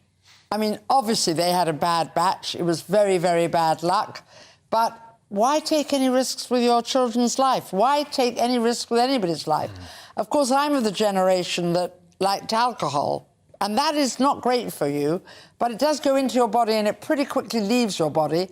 I don't think drugs do, and I want to say to young people, if you want to feel dizzy, have weakness in the legs and impaired memory, just wait till you're older. It happens automatically. And I can see Mike Parry is high on that drug right now. Mike, what is the point in having a police force? What's the point in having courts if we can't make these substances illegal? I mean, it's a very good question, Mark. During your monologue there, you hit on the fact that there is a creeping acceptance of the drug culture in this country. It started on the streets with policemen suddenly giving out warnings to people who were smoking cannabis, ganja, that sort of thing. It was against the law. But that was the start of the crumbling of respect for the law in this country. It's against the law to smoke marijuana, but I tell you what, we'll issue warnings instead of prosecuting you. A lot of it came, of course, with the growth of the pop culture, because so many people in that sort of culture were advocating that it was good for you and it opened up your mind and all that kind of stuff. But let's not forget the middle classes in this country, Mark. The people who take cocaine. And half the cabinet. Well, I can't verify that, I'm sorry. I don't have that sort of information. Yeah, but all I know is that, you know, in the chattering classes in this country, in, you know, maybe Islington in North London, and maybe out in Cirencester and up in the shires of Cheshire and all that, it's so common. It's so common for people to take cocaine. And cocaine might seem innocent when you sprinkle it on your table and snot your nose, but what about the damage it does to the people who supply it? And the people who deliver it. It's a huge criminal enterprise in this country. So it's the thin end of the wedge. If you start ignoring the laws on clamping down on drugs, we've got a massive criminal enterprise. Sprinkle it on the table, shove it up your nose. It's showing a bit too much knowledge there, Mike Porky Parry. I've seen it in films. I've seen it in films. Sam Dowler, what are you on tonight? Well, I've had a drink, so that's.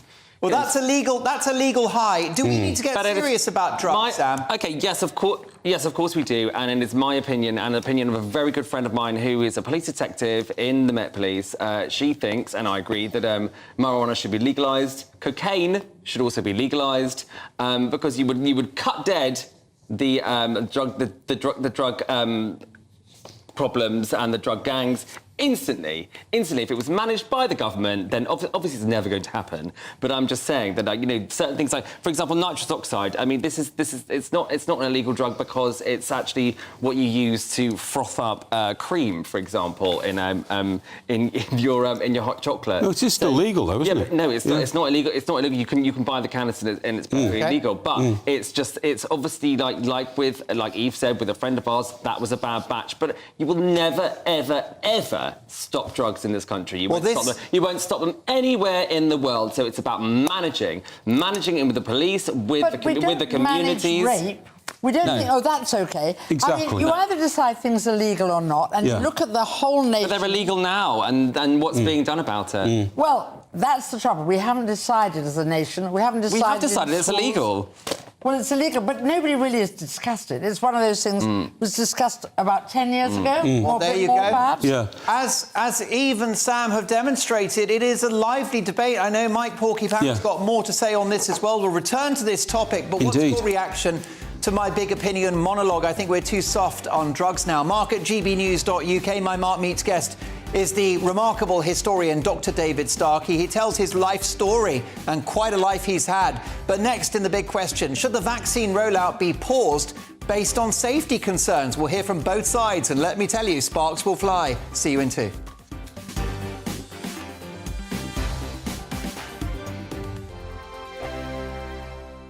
Monday to Thursday, 9 p.m. till 11 p.m. Join me, Dan Wootton. I'll bring you the sharpest takes and hottest debates. Do you not believe in prisons? I don't believe in prisons. I'm completely stunned. I guarantee you there'll be no spin, no bias, no censorship. I actually was personally quite offended by it.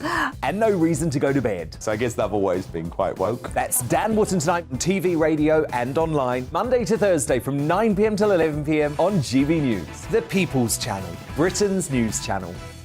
Hello, I'm Michelle Dewberry, and you can join me every weekday 6 till 7 on Jubes and Kerr. You're an inspiration to us all. Click that bit up. Well, you are. That's my ringtone. My political ambitions those days are gone, I can tell you. She's only teasing. Go on. He's probably going to want to lay down now. I'll give him 2 minutes to have one. Let's respectfully disagree. That's what we like on Jubes and Kerr. Come and join us. GB News, the People's Channel. Michelle Dewberry, weekday evenings at 6 o'clock. I'm Andrew Doyle. Join me at 7 o'clock every Sunday night for Free Speech Nation, the show where I tackle the week's biggest stories in politics and current affairs with the help of my 2 comedian panellists and a variety of special guests. Free Speech Nation, Sunday nights from 7 on GB News, the People's Channel, Britain's news channel. I'm Michael Portillo. Join me on GB News on a Sunday morning for topical discussion, debate, arts and culture, and sometimes even ethical dilemmas. I don't always agree with you, Michael. Michael Portillo, Sundays on GB News, the People's Channel, Britain's news channel. He's the king of breakfast TV, and he's back. Eamon Holmes, back on the TV Surprised with me this morning. Even remember my name. I know, it's been 4 months. You have holy water by your bed? Oh, yes. Already to bless. Yeah. Oh, Eamon. Oh. Why do you not believe anything I say? Eamon Holmes back on GB News Breakfast at 6 a.m. This year on GB News, we've got brand new members in the family. Join us. Across the entire United Kingdom, we cover the issues that matter to you. GB News will always stay honest, balanced and fair. We want to hear whatever is on your mind, and we don't talk down to you. The establishment had their chance. Now we're here to represent you. Britain's watching. Come join us on GB News, the People's Channel, Britain's news channel. We are GB News, the People's Channel. And right across the United Kingdom. You can find us on Sky Channel 512. Virgin Media Channel 604. Freesat Channel 216. Freeview Channel 236. And YouView, Channel 236. You can also take us with you on DAB Plus Radio. With the GB News app and at the website gbnews.uk. We're absolutely everywhere. Come join us on GB News, the People's Channel, Britain's news channel.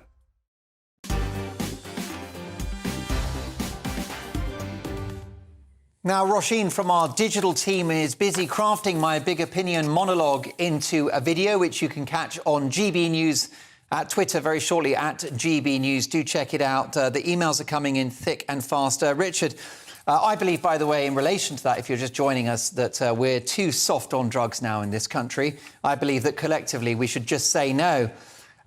Richard says, Mark, I usually write in after your monologue with a view on what you've said, often strongly disagreeing. But that was so powerful. I just want to applaud you. I agree 100% with every word.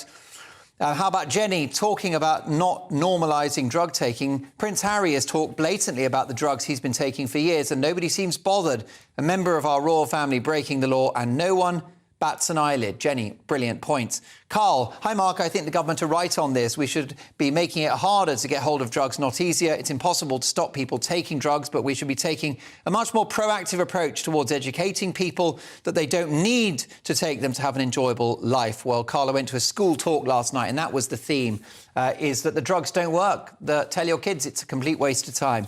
How about this, finally, from Said, who says, hi, Mark, seriously, your rant on cannabis was ridiculous. I've got a self-medicated severe spinal injury prescribed up to 24 tablets a day. It's like saying if you drink, you become an alcoholic.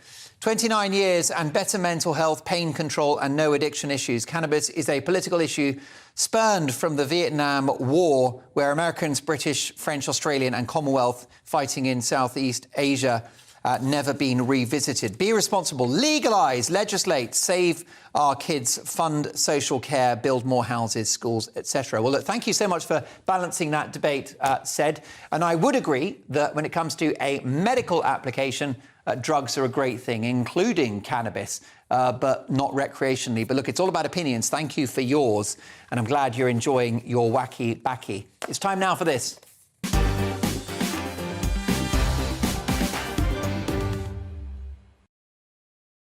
I feel very old using expressions like wacky, backy and ganja, but there you go. Look, it's time for the big question in which we tackle a major news story of the day. And the potential side effects of the COVID-19 vaccine have been a hot topic in Parliament of late. Of course, we've heard from Andrew Bridgen. Well, now Conservative MP and GB News presenter Esther McVey raised the question in Parliament about excess deaths. Here's what she had to say.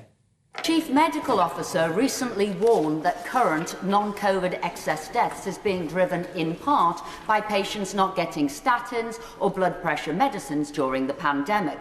But when looking at the data on statins in openprescribing.net, which is based on monthly NHS prescribing, there appears not to be a drop. So where is the evidence? And if there isn't one, what is causing these excess deaths? Will the Minister commit to an urgent and thorough investigation on the matter? Now, it's difficult to dismiss higher rates of mortality as being an NHS problem, given the fact that, as the Minister pointed out in answer to that question, that higher rates of excess deaths are happening around the world. So is this the health price of lockdown, or could the problem be the COVID-19 vaccine itself? To debate this, I'm delighted to welcome former Director of Communicable Diseases for Public Health Wales, Dr. Roland Salmon. Dr. Salmon, welcome to the show. Hello, Mark. Lovely to have you on the programme. Do you think that the vaccine is in part responsible for higher excess deaths in the UK and elsewhere? Well, you're going to be disappointed to hear this, but I don't think there's a clear case to be made that it is. If you look at where the excess deaths have been occurring, and I took the trouble to look at this before I came on, it's been over the very cold period and the flu season over Christmas, which is a common, well-known public health phenomenon, sadly, and the other was in the summer during the heat wave. When I was, many years ago, a young doctor training in public health, you were told that three things would push up excess mortality: extreme hot weather, extreme cold weather and influenza, and we've had all three this year. Now, there are questions over the vaccine's safety, and there have been an awful lot of yellow card reports, an awful lot of reports in the United States. The problem that I think we have is the systems that we have for looking at them are entirely passive. They rely on someone thinking, well, I've got a problem, I better send that in. I think if I'm right, they originally came into after the thalidomide scandal in the 1960s. So they discover and uncover rare events really rather well. But if you're trying to answer the question, is there more of this commonish event than we would otherwise see? They're really unsuited for it.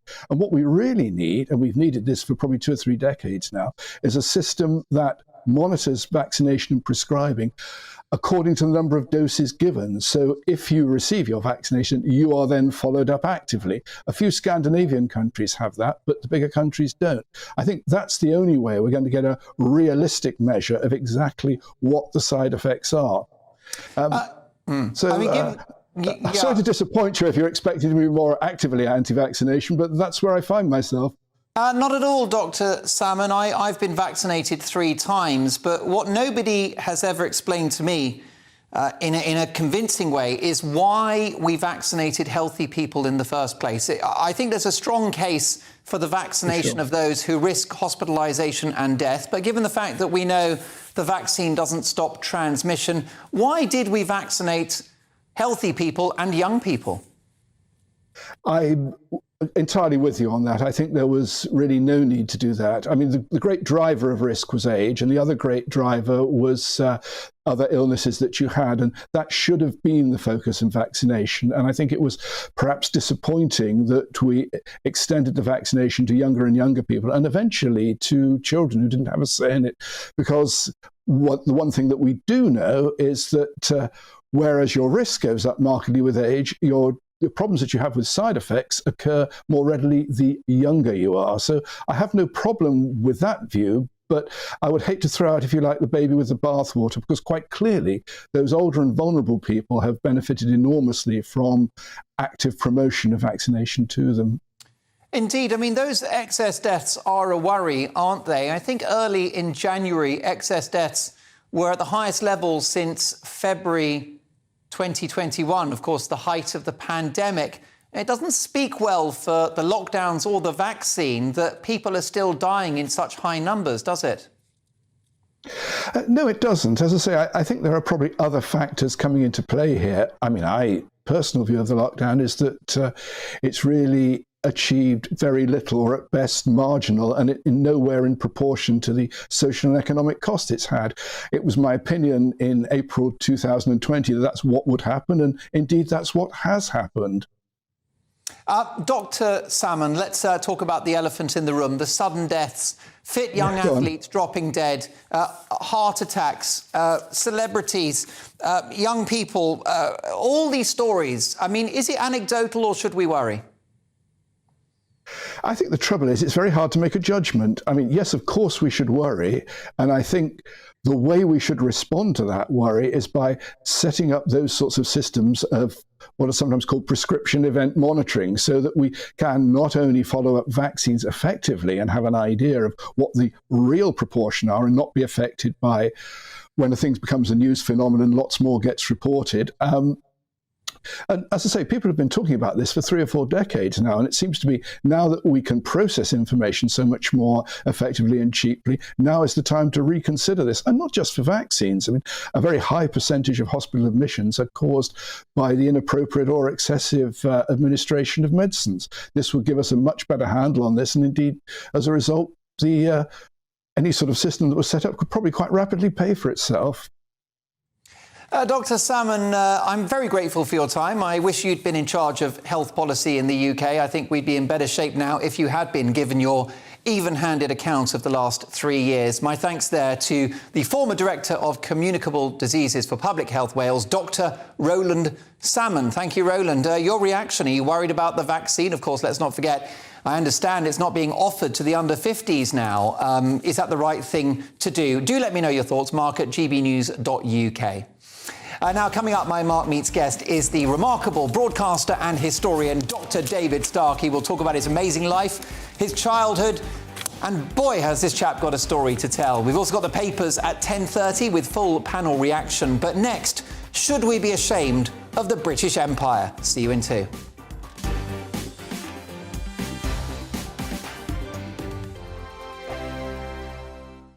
I'm Simon Evans. Join me on GB News for Headliners at 11 p.m. What's the scoop? I'll be joined by 2 of the country's top comedians. That's right. As we take a look at tomorrow's newspapers tonight. We're going to get into trouble. If it's a big story, we'll be covering it. Spill some tea on him. There we go. But we'll also have some fun. I wouldn't stick up a bank.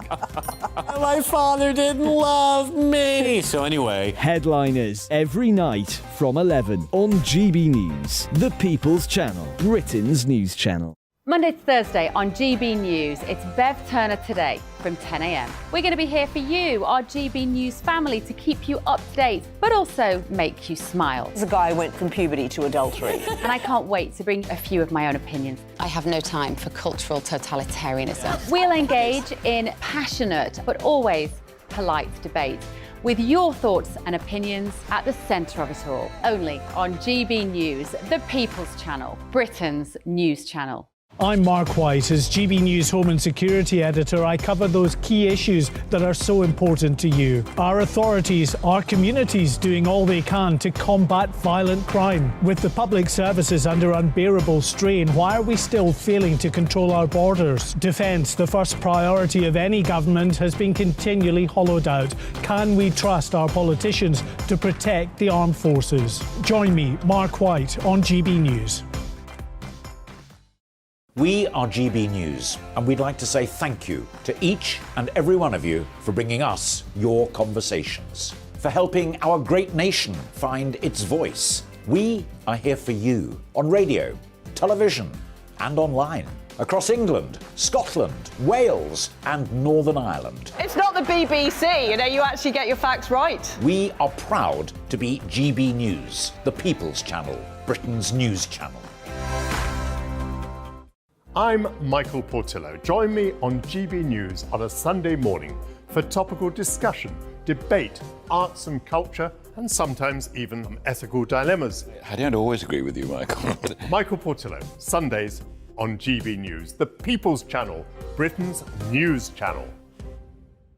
Hi, Andrew Pierce here. Join me every Friday lunchtime for a proper no-nonsense debrief of the week's events. With special guests in the studio and the GB News team on the ground, I'll be getting you up to date with news, some intelligent discussion, and my own sharp take. The weekend starts here with me every Friday lunchtime on GB News, the People's Channel, Britain's news channel. Every weekend, it's Mark Dolan Tonight. Bigger and better, starting at 8 p.m. Friday and Saturday. Can't be too safe. Bring it on. Has there ever been a more innuendo feature? And Sundays, we're on at 9. It's ridiculous. Just get on with it. Maybe you should get a proper job. Only on GB News, the People's Channel, Britain's news channel.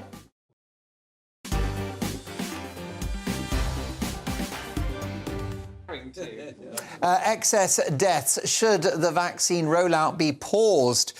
Excess deaths happening around the world, says Kev. What has been administered around the world? What could be the connection? Let's hope we don't get fooled again by the World Health Organization.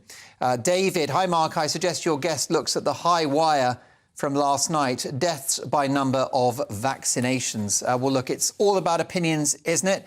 Keep those coming. Last one from D. Hi, Mark. Of course, your guest is going to say it's not the vaccines. If he says yes, he leaves himself and the Wales government open for being sued. Well, look, thank you very much for all of your views on that. The government and the NHS are very clear that the vaccines are safe and effective, with one recent report suggesting 3 million lives have been saved. But keep your opinions coming. Mark at gbnews.uk, reacting to the big stories of the day. My all-star panel, brand new to Mark Dolan tonight. As Mike Parry points out, the most successful female editor of her generation, Eve Pollard, former editor of not just the Sunday Mirror, but the Sunday Express. Mike Parry, journalist and radio legend, of course, and the very popular broadcaster and political commentator, Sam Dowler.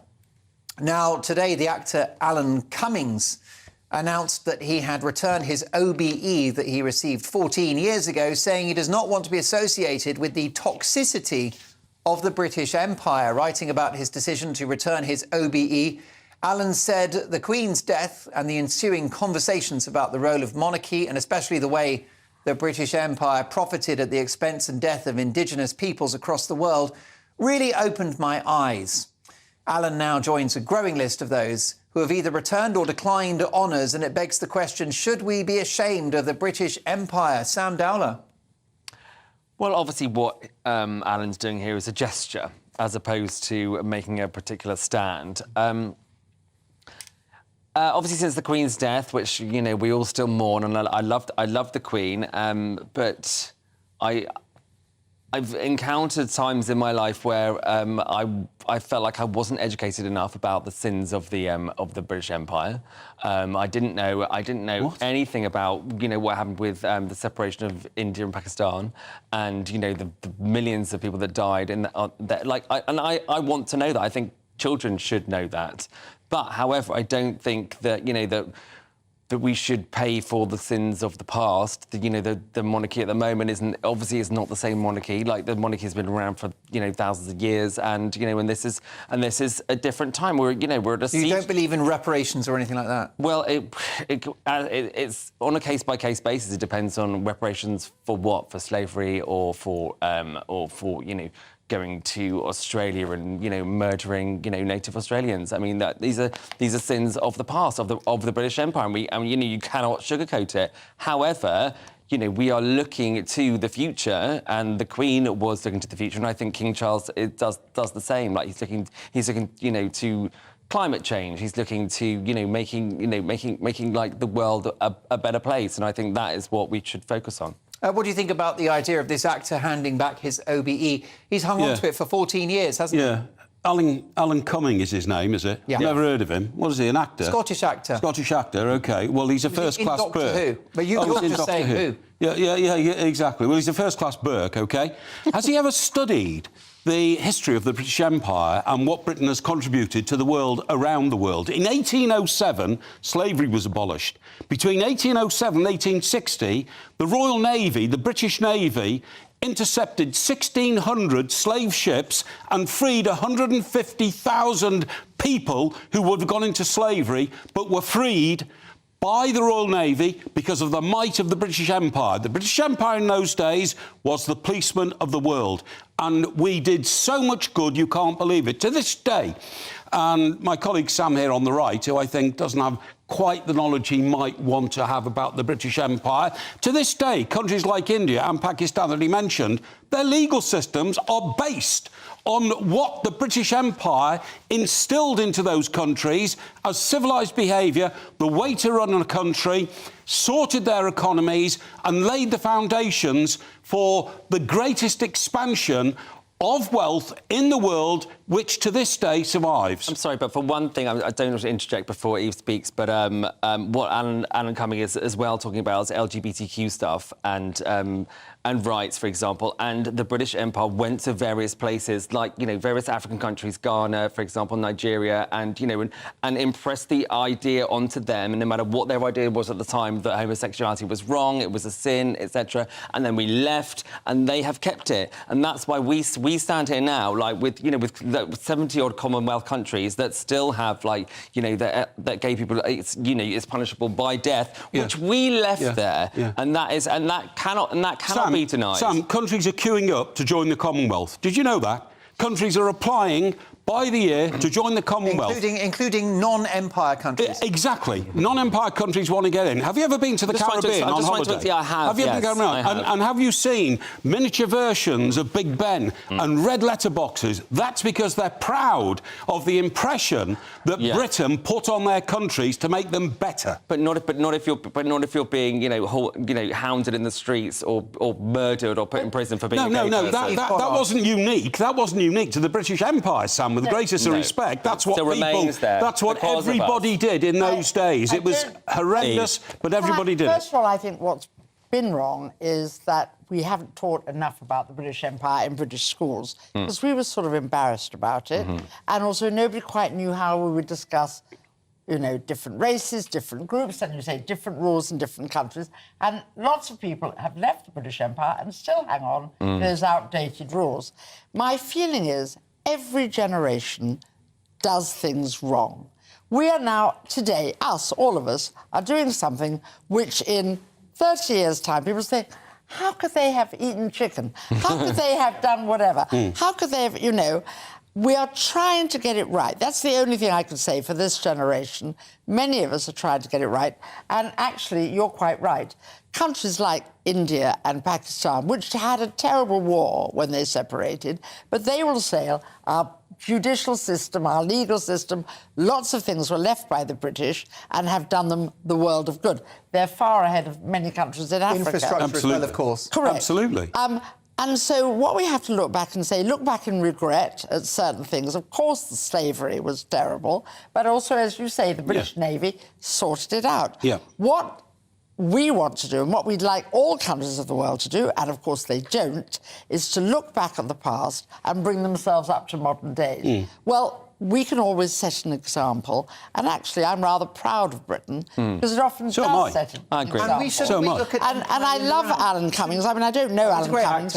Should he's a great actor. Look at the Empire in the round for not only its failures and crimes, but its triumphs as well. And also, if you think about the Queen, the late, lovely Queen, she made the Commonwealth what it is. Exactly. And people voted to come with it. Yeah, that's right. So what we have to say is continually get better, continually improve. Learn from the past. Learn from the past. And Sam, can I tell you why the British Empire ended?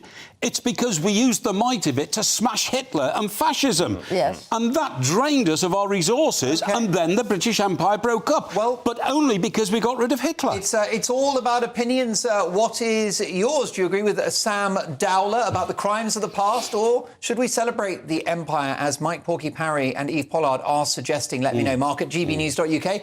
We've asked you online a big people's poll from GB News on that. Should we be ashamed of the British Empire? 68% say no, 32% at the moment say yes.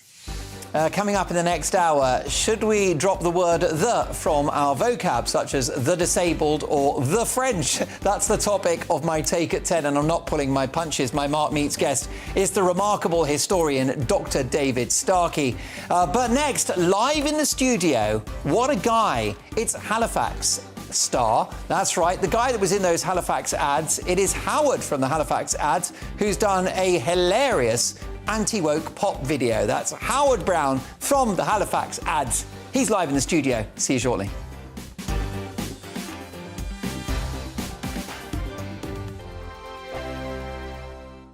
Here on GB News Live, we'll be keeping you in the picture, finding out what's happening across the country and finding out why it matters to you. We'll have the facts fast with our team of reporters and specialist correspondents. Wherever it's happening, we'll be there from 12 noon on TV, radio and online. GB News, the People's Channel, Britain's news channel.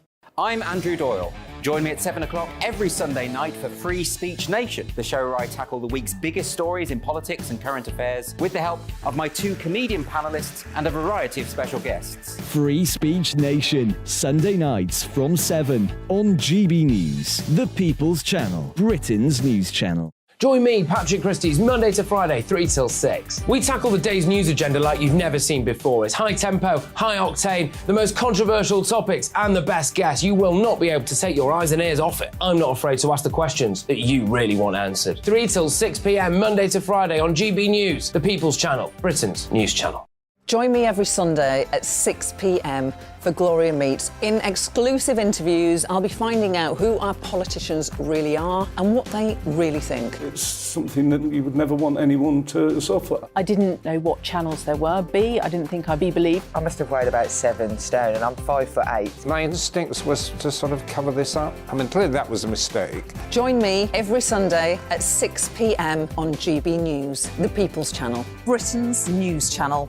We are GB News, right across the nation. You can get us on television, on radio, on digital. We're absolutely everywhere. Amazing. You see, amazing. You remind me of me in the European Parliament. But here's the most important bit. We are not part of the mainstream establishment. We think and speak just like you do. We are the People's Channel. Magnificent. That's really, really thoughtful. Come and join us on GB News, the People's News Channel.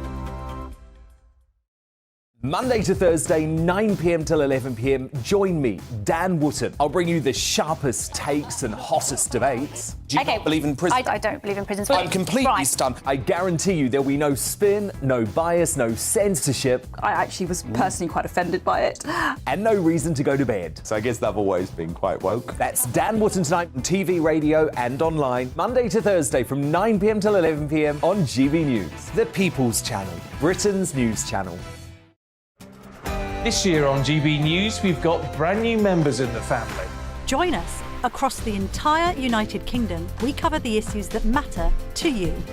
GB News will always stay honest, balanced and fair. We want to hear whatever is on your mind. And we don't talk down to you. The establishment had their chance. Now we're here to represent you. Britain's watching. Come join us on GB News, the People's Channel, Britain's news channel.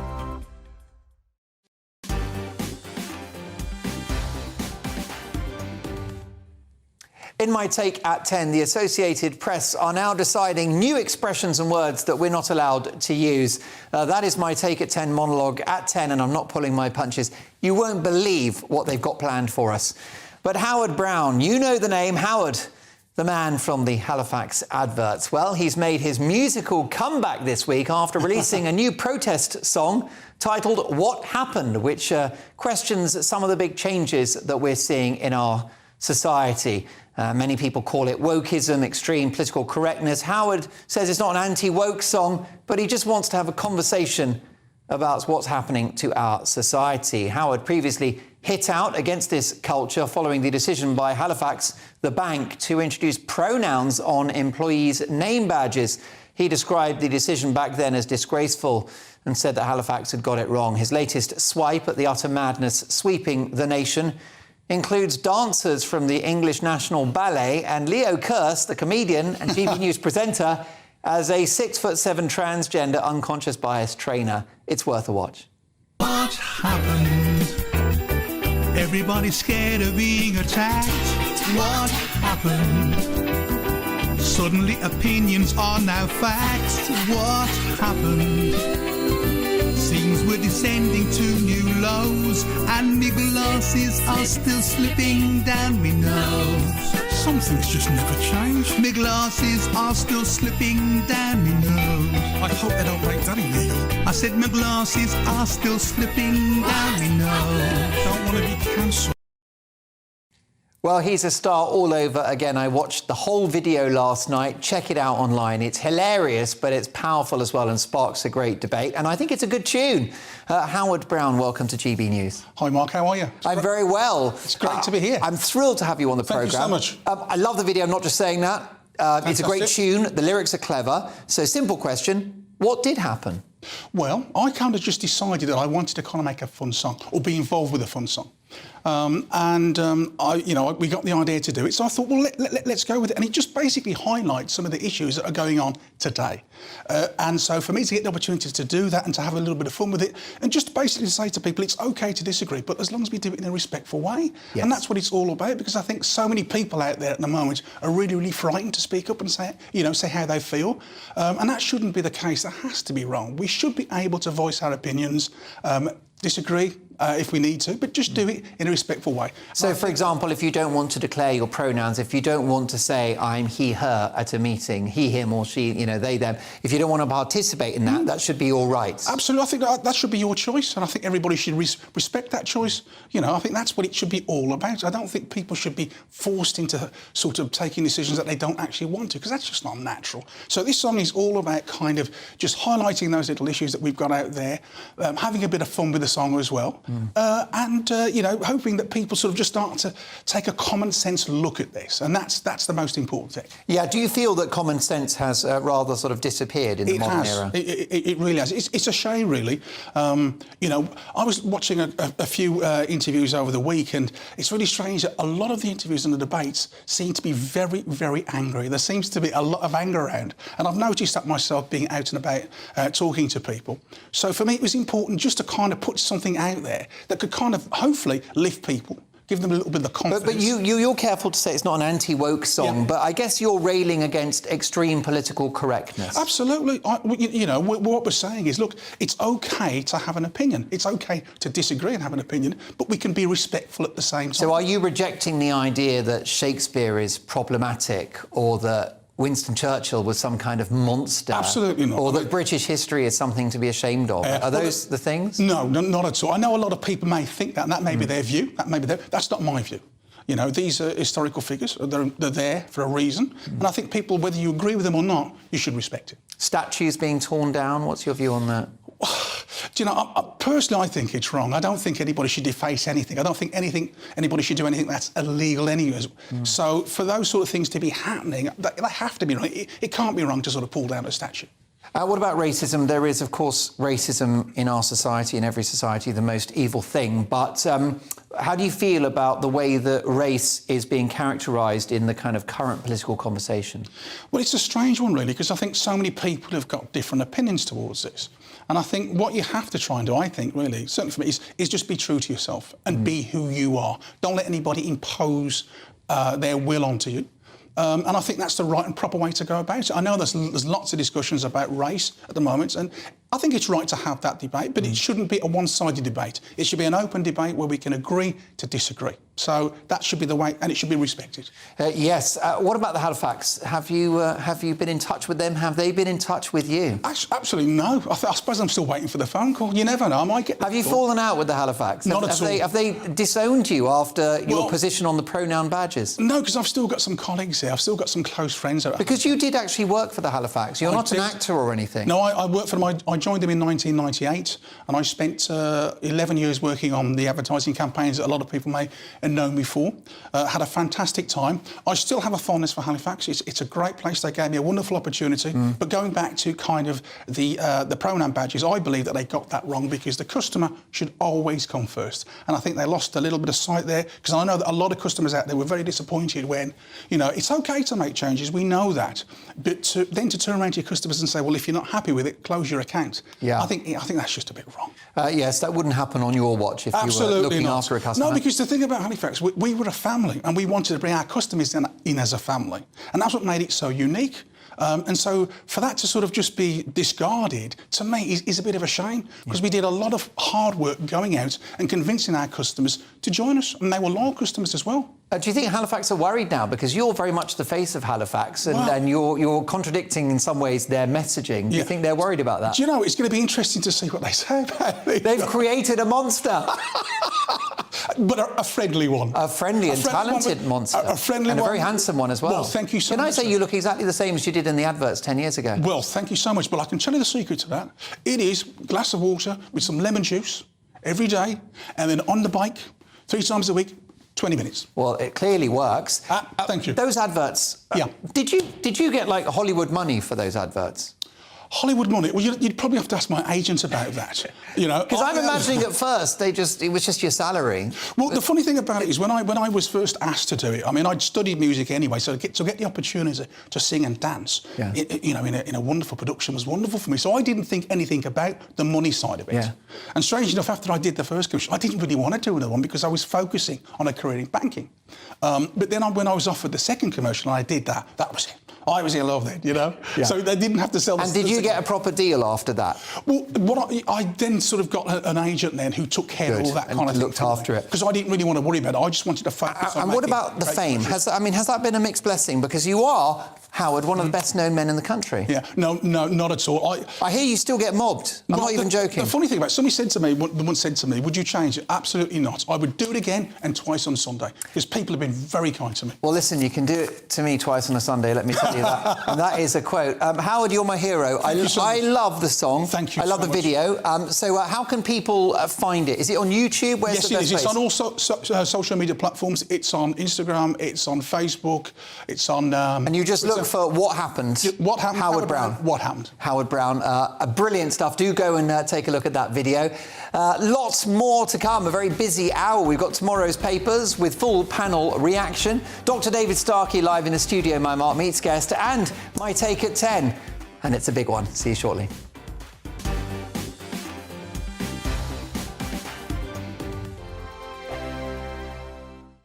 We are GB News, the People's Channel. And right across the United Kingdom. You can find us on Sky Channel 512. Virgin Media Channel 604. Freesat Channel 216. Freeview Channel 236. And YouView Channel 236. You can also take us with you on DAB Plus Radio. With the GB News app and at the website gbnews.uk. We're absolutely everywhere. Come join us on GB News, the People's Channel, Britain's news channel.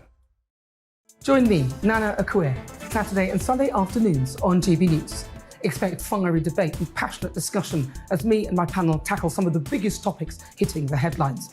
It's a place for everyone's opinion. No one gets cancelled, but no one gets an easy ride. Oh, she's on it today! Be ready for conversations that are fierce, frank, and of course, fun. Every Saturday and Sunday afternoon from 4 p.m. on GB News, the People's Channel. Join my show Farage, 7 p.m. till 8 p.m. Monday through Thursday, and there you will get opinion, analysis, debate, and I'll cover stories that nobody else dares to touch. You've been cancelled. Join the club. Oh, my goodness me. And then for the last 15 minutes, talking pints. We're over a drink. We have a civilised conversation with someone. We very often disagree, but we do it in a grown-up way. Come and join me on Farage. Hello there, it's Eamon Holmes here from Breakfast on GB News. We're not just on your television and your screens, you know. We're on DAB plus digital radio, so you can listen to your favourite shows on the move. If you've not yet listened to GB News Radio, it's very simple. We're on your radio player and tune-in apps, on your smart speaker, phone or tablet, or online at gbnews.uk. Take us with you wherever you go. GB News Radio. You never have to miss a moment of the People's Channel. Hi, Andrew Pierce here. Join me every Friday lunchtime for a proper no-nonsense debrief of the week's events. With special guests in the studio and the GB News team on the ground, I'll be getting you up to date with news, some intelligent discussion and my own sharp take. The weekend starts here with me every Friday lunchtime on GB News, the People's Channel, Britain's news channel. Every weekend, it's Mark Dolan Tonight. Bigger and better, starting at 8 p.m. Friday and Saturday. Can't be too safe. Bring it on. Has there ever been a more innuendo feature? And Sundays, we're on at 9. It's ridiculous. Just get on with it. Maybe you should get a proper job. Only on GB News, the People's Channel, Britain's news channel. We are GB News, the People's Channel. Why not take us home with you by visiting the GB News shop at gbnews.store. You'll find all the official merchandise, a really good present actually for yourself, your friends or your family. We ship across the UK mainland at no extra cost. GB News, the People's Channel.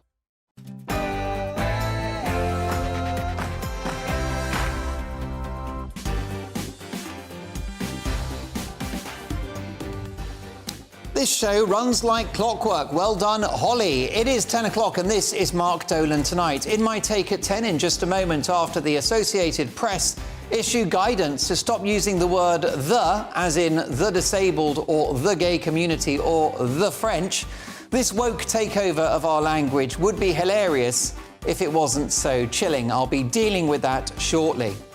After 10, my Mark Meets guest is legendary historian and broadcaster Dr. David Starkey. We'll be discussing politics, atheism, his cancellation and his comeback. Nothing is off the table. Dr. David Starkey, live at 10:15. In the news agenda with my panel, should divorcing couples get time off work? Is it wrong to let your pets sleep in the beds? Plus, tomorrow's papers at exactly 10:30 sharp. With full panel reaction. Lots to get through, but first, the headlines with Tatiana Sanchez.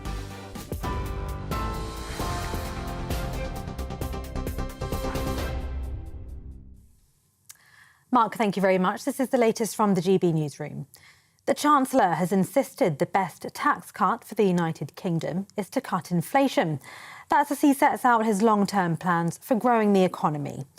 With inflation close to a 40-year high, Jeremy Hunt has reiterated the government's pledge to halve it this year. He's promised to use Brexit freedoms to boost growth and reverse what he calls a declinism attitude towards the economy. Well, Mr Hunt also confirmed today HS2 will run to central London's Euston station as planned. It follows reports the government was planning to scale back this leg of the project, instead terminating in a West London suburb. The rail link is costing over £44.6 billion, but supporting 22,000 jobs. Despite increasing costs due to soaring inflation, the Chancellor says it is a priority. The chair of an independent review into an NHS trust's maternity care says hundreds of families and staff have raised concerns after it was fined £800,000 admitting failings in the care of a baby who died 23 minutes after birth. Nottingham University Hospitals Trust had their £1.2 million fine reduced after pleading guilty to providing unsafe care. It's the highest fine ever issued for failings in maternity care. Winter Sophia Andrews died in 2019 at the Queen's Medical Centre. Her mother Sarah says no financial penalty will bring her daughter back. A man has died after being crushed by a telescopic pop-up urinal in central London. Emergency services were called to the scene at Cambridge Circus in West London just after 1 o'clock this afternoon. A London Fire Brigade spokesman says the man had been trapped below street level. And despite efforts by the emergency services to rescue him, the maintenance worker died at the scene. A firefighter who was critically injured while tackling a blaze at a former department store in Scotland has died. Police say 38-year-old Barry Martin, who'd remained in a critical condition in hospital since Monday, has died at the Royal Infirmary of Edinburgh. He was one of 5 firefighters taken to hospital following the incident. The other 4 have been discharged. Scotland's First Minister Nicola Sturgeon has described his death as a terrible tragedy. The King and Queen Consort have lit candles at Buckingham Palace to mark Holocaust Memorial Day. King Charles and Camilla spoke with Dr. Martin Stern, who survived a Nazi concentration camp during the Second World War. They also met Amuna Adam, a survivor of genocide in Darfur in Western Sudan. Today marks 78 years since Auschwitz-Birkenau, the largest Nazi death camp, was liberated, a day to remember all victims of genocide around the world. Foreign Secretary James Cleverly has condemned the attack on a synagogue in Jerusalem that killed at least 7 people. He's called it appalling. The Israeli Prime Minister Benjamin Netanyahu has been visiting the scene. Police say the suspected attacker wounded several others before he was shot and killed by officers. The shooting comes amid heightened tensions along the West Bank and just a day after a deadly raid that killed at least 9 Palestinians. No one has yet claimed responsibility. TV, online and DAB Plus radio. This is GB News. Now it's back to Mark Dolan tonight.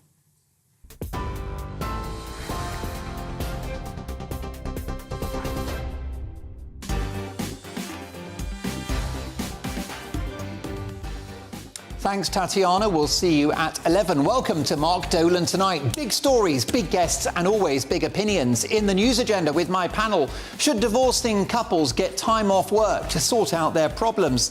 And is it wrong to let your pets sleep in the bed? Plus tomorrow's papers at exactly 10:30 sharp with full panel reaction. My Mark Meets guest is the legendary historian and broadcaster Dr. David Starkey. We'll talk politics, atheism, his cancellation and his comeback. Nothing is off the table. With me until 11, my all-star panel of journalist and radio legend Mike Porky Parry, former editor of the Sunday Mirror and the Sunday Express, Eve Pollard, and broadcaster and political commentator Sam Dowler. A busy hour, lots to get through, including those papers at 10:30. But first, my take at 10.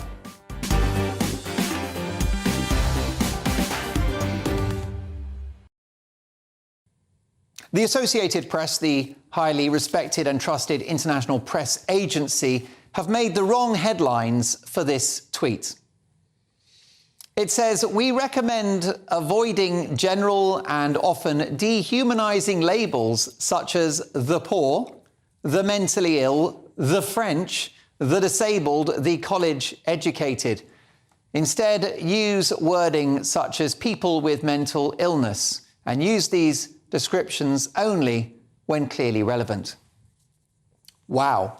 Hilariously, they've had to send a follow-up tweet apologising for referencing the French. Apparently people were offended. You couldn't make it up. In an attempt to be politically correct, they've wound up upsetting people anyway. Not for the first time, we have clear proof that the woke crocodile will eventually devour its own. Now, this would be a funny story if it wasn't so serious. For this world-renowned news agency to be making pronouncements about language and how things are phrased is an example of the growing intellectual tyranny to which we are all being subjected. The media, academia, corporations and the political class are cracking down on our language in a way that would make Chairman Mao blush. Take that rule a few months ago with the Halifax. Do you remember when they told their branch staff that they could wear pronoun badges to demonstrate the gender by which they identify? Now, it's important to stress that this was a voluntary policy. It was very popular, we're told, among many customers and the public. It was designed to make trans people feel comfortable and included. Fair enough. But woe betide the cashier that doesn't wear a pronouns badge and doesn't follow the holy woke scriptures. Pronouns on badges, in meetings or on emails is, in my view, compelled speech.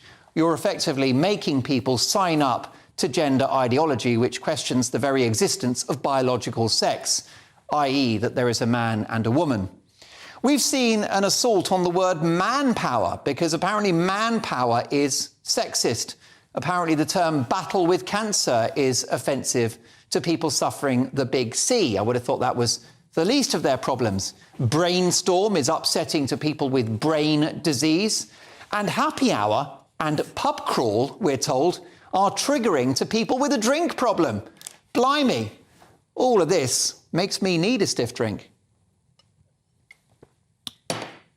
Now, in fact, the venerated Stanford University in California has published an index, that's right, an index of harmful language that it wants to eliminate from its website and IT systems because the terms are ableist, ageist, or racist.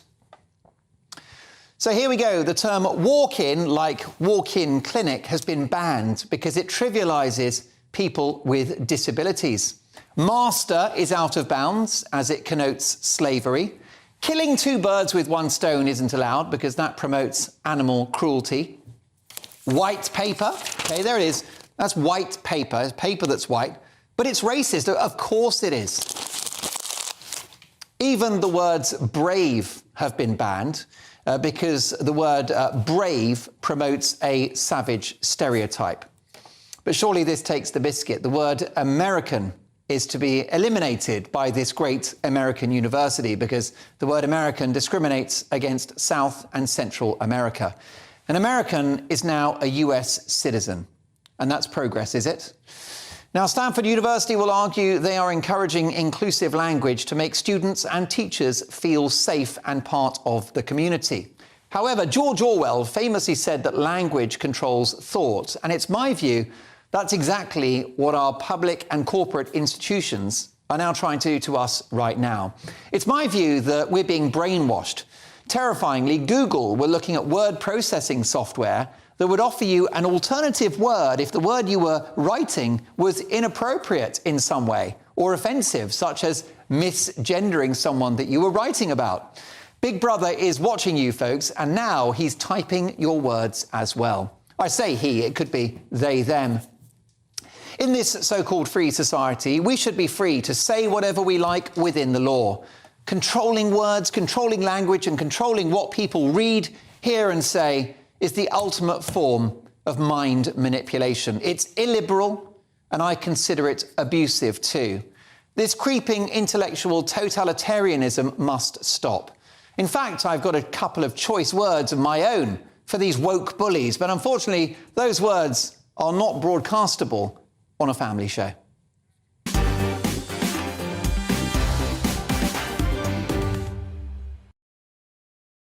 Your reaction, Mark at gbnews.uk. Should we stop using the word the, as in the French, the disabled, the gay community? Let's get reaction now from three wordsmiths. Eve Pollard, former editor of both the Sunday Mirror and the Sunday Express. Mike Parry, broadcaster and lifelong journalist. And Sam Dowler, broadcaster and political commentator and writer. Eve Pollard, you've made a career out of language. Should we be curtailing it in this way?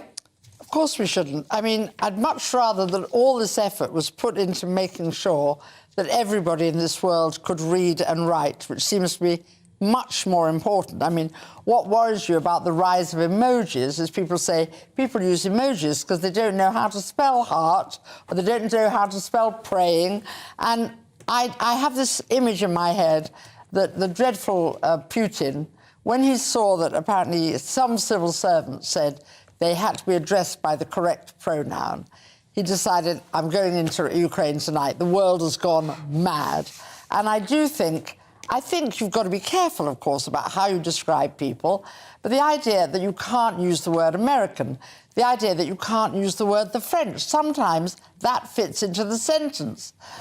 They're trying to change our language. I think all of us should be better read, understand spelling, understand our language, and not worry about the niceties. And of course we mustn't insult people, but that's taken as a given. At least I thought so.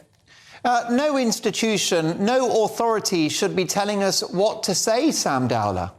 No, I agree with that, of course, but I kind of agree with the tweet as well. Saying the gays, the Jews, the French, it's like there's an othering about it because it's not you. Do you know what I mean? Like, you wouldn't say it if it was you. But if it was a history thing, you would talk about the French did But this. you might say the French people, or the Jewish people, or gay people. But the French army. So yeah, but I understand what you're saying, but there is a nuance to it that can sound a bit like, oh, them. Do you know what I mean? Oh, them, they're not me. As in, like, oh, like I've said it many times, like, I love the gays, but obviously I am a gay, so, like, therefore, like, that's okay. But, like, if there's as I said, there's a nuance about it, and there's a nuance about language in general, and language changes over time, and we know this. Like, I know, for example, Mark, you hate the phrase lived experience, which is an experience as opposed to unlived. Exactly, which is an experience that someone's lived. It's simply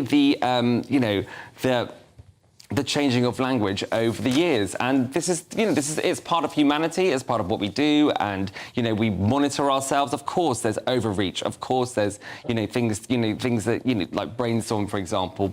And I doubt there's anyone with mental illness who'd be like, oh, how dare you say that in a meeting? Of course there isn't. But as I said, there's overreach, but there has to be, like, nuances and things that change over time, and that is the case. Porky, having read your columns over the years in the Express and the Sun newspaper, you are a veritable poet. You must be horrified by this move. Well, there's a group of people in the world somewhere who, once they've been offended by whatever they're offended about now, will go off and try to find something else to be offended about. It's so ridiculous. So I go to the Emirates Stadium, which is the home of Arsenal Football Club, and they score, and they're 1-0 up against my team, Everton, and 60,000 people will be singing 1-0 to the Arsenal, 1-0 to the Arsenal. What are they supposed to sing? 1-0 to Arsenal's footballers, 1-0. I mean, that's how ludicrous it is. The actual word "the" doesn't in any way offend. If we're talking about the French, OK? To me, that is a term of endearment. The context, though. No, to me, it's a term of endearment. If I say something like... The French are chic. I'm just chic. Or I worked in France during the Rugby World Cup, OK, 2007, and I would say things like, do you know what? The French, they know how to make bread. I love their croissants. I was turned on to them ever since. It was a term of endearment, and... But half the time it isn't, surely. It is, of course. When is it offensive? When is it offensive when someone says, oh, the French do bleep, or the French are this, yeah, well, hang on. We're looking for bad stuff. They're a group of people, right? And you can either praise them or you can criticise them. But, for instance, Mark, the word "so." Now, that's crept into our language, hasn't it, over the last 3 or 4 years, maybe longer, where whenever you ask even a politician now, what's the answer to the tax problem? So. And they've introduced the word "so" at the start of every sentence. And that's where we're going to go if we constantly respond to these people going around looking for offence. OK, well, let me tell you that the panel will return very shortly. Eve Pollard, keen to respond to that. Well, she's back alongside Sam Dowler and Mike Porky Parry at exactly 10:30 for tomorrow's papers. But next up, my Mark Meets guest live in the studio telling his life story, Dr. David Starkey.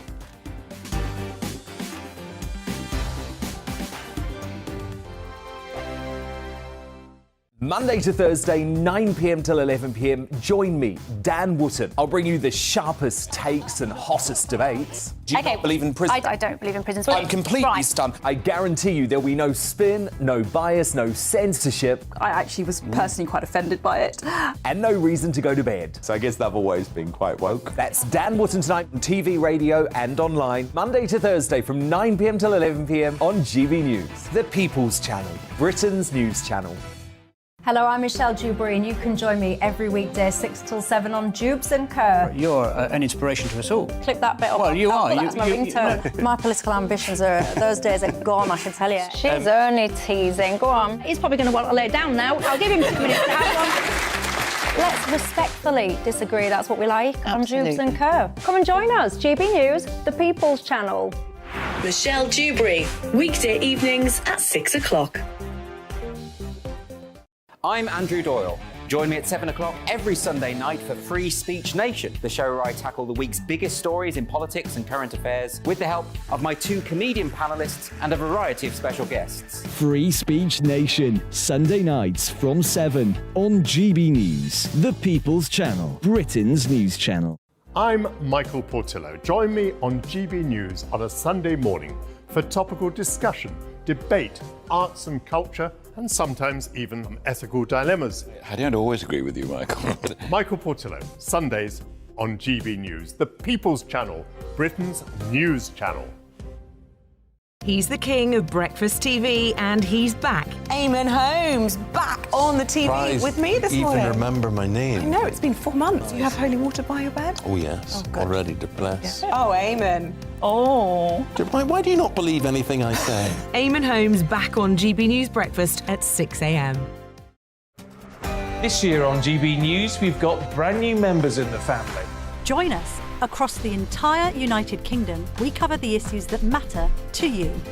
GB News will always stay honest, balanced and fair. We want to hear whatever is on your mind. And we don't talk down to you. The establishment had their chance. Now we're here to represent you. Britain's watching. Come join us on GB News, the People's Channel, Britain's news channel.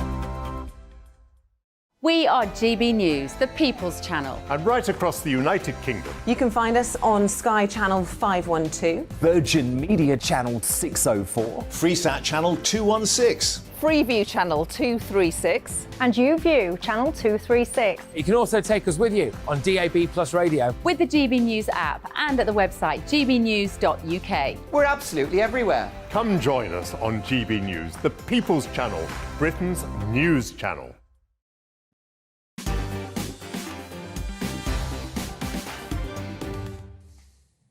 Well, I'm looking forward to this. It's time now for Mark Meets.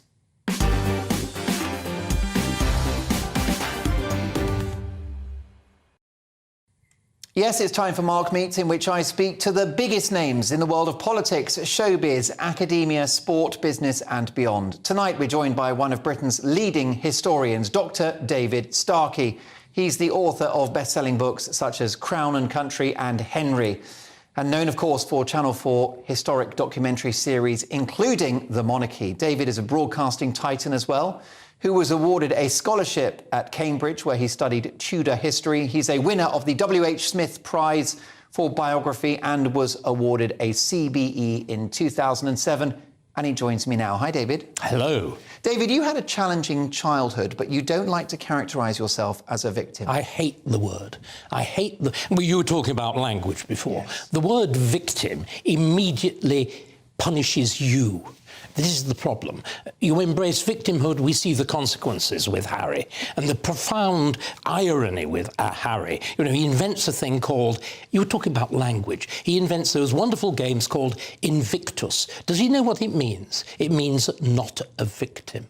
Yes. Those men refuse to be victimised by their terrible injuries. He is victimised by the slightest little cherished grievance. I held it in contempt. It was difficult. I mean, I was born boring things like club feet. Yeah, I got 2 club feet. You did recover from that, but what were the implications for you growing up with that condition? The correction was really done by the time I was 4. That would have been a bit Victorian, I would have thought.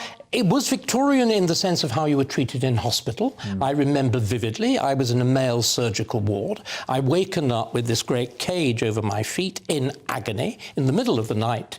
I can still see the light hanging in the middle of the ward with that strange dark green fabric hanging over it. And the sister came over and said, "Shut up, you are disturbing the other patients." Astonishing. And your feet strapped to blocks of wood to straighten them? No, not that. It was only the left foot, which, because it was going to be much shorter, the left leg, rather, was going to be much shorter. It was you were saying Victorian. My surgery wasn't. My surgery was part of that revolution which happened because of war. My surgeon, I can still remember his name, a short, little, very tough Irishman called Mr. Kitchen, apparently had learned his skill on crashed airmen in the Second World War.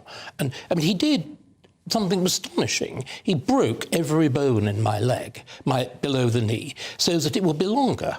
And of course, in those days, there was no such thing as pinning. It was just put in plaster of Paris for months and months and months until this strange, I can still remember the day when it was cut off, this extraordinary white thing with the peeling skin, which hadn't been exposed to air or anything for at least 4 months. Like an Egyptian mummy. Like an Egyptian mummy. Oh, a word you must not. You have not been keeping up. It has colonius. Haven't you read it? I mean, literally, the Egyptologists have decided it's got colonialist, I can't even say the word, implications. The madness. The madness, indeed. And what about your mental health going up? Because I don't want to, persist with this victim narrative because you don't sign up to it. But you did have something of a breakdown, I think, in your early teens. Yeah, I did. What happened? Age 13. Oh, it was just... I couldn't face school. Again, despite my ability and everything else, I mean, I'd been to an astonishingly progressive primary school. We forget progressiveness in education starts very early after the Second World War. I went to that school in 1949. I left in 1956. We did have a prize. I won, of course, the main prize. By the way, I won my scripture prize by cheating, but that's an entire... Because you are, of course, an atheist. You won it by lying as well. I am terribly disproud of that. But the main school prize that I won was for, believe it or not, 1956 Environmental Studies.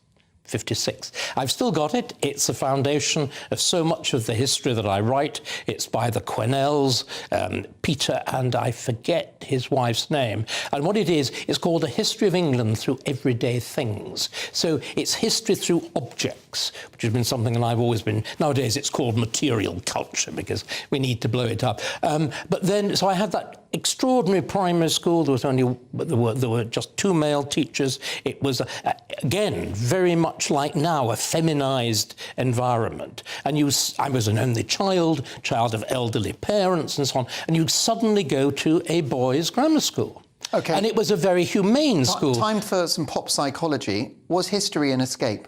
No, I wasn't particularly interested in history at that point. Again, my career... I was at the Oxford Union last night, and I was talking with a couple of other people there, and we'd had very similar experiences. They were historians, but at school, they were interested in the natural sciences. They were interested in physics and chemistry. So what drew you to history in the end, in the long run? I suppose my failure to be a natural scientist, let's be honest. I had the great good fortune to, once I got back into the stream of the school, which I did after 6 or 7 months, my class, tiny, there were only 20 odd of us. There were 3 or 4 of us who went to Cambridge out of a class of that size, including 2 getting, myself and another, getting open scholarships. And 2 of them were natural mathematicians. One of them, Roger Howarth, he was the kind of person for whom a number had a sound, a colour. And maths just... So for him, it was a very creative endeavour, as well as intellectual. And they were highly impressive in verbal subjects as well. I could not do that with number. I can do it with words. You can, sir.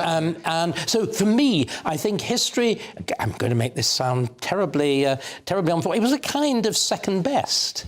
I also had a terrible history master. He was awful. I mean, the sheer shockingness of the teaching dictated notes and whatever. But he did one wonderful thing for which the 2 wonderful things I'm eternally grateful to George Zare. One of them was, when I was a 6th former, he gave me the use of his own library.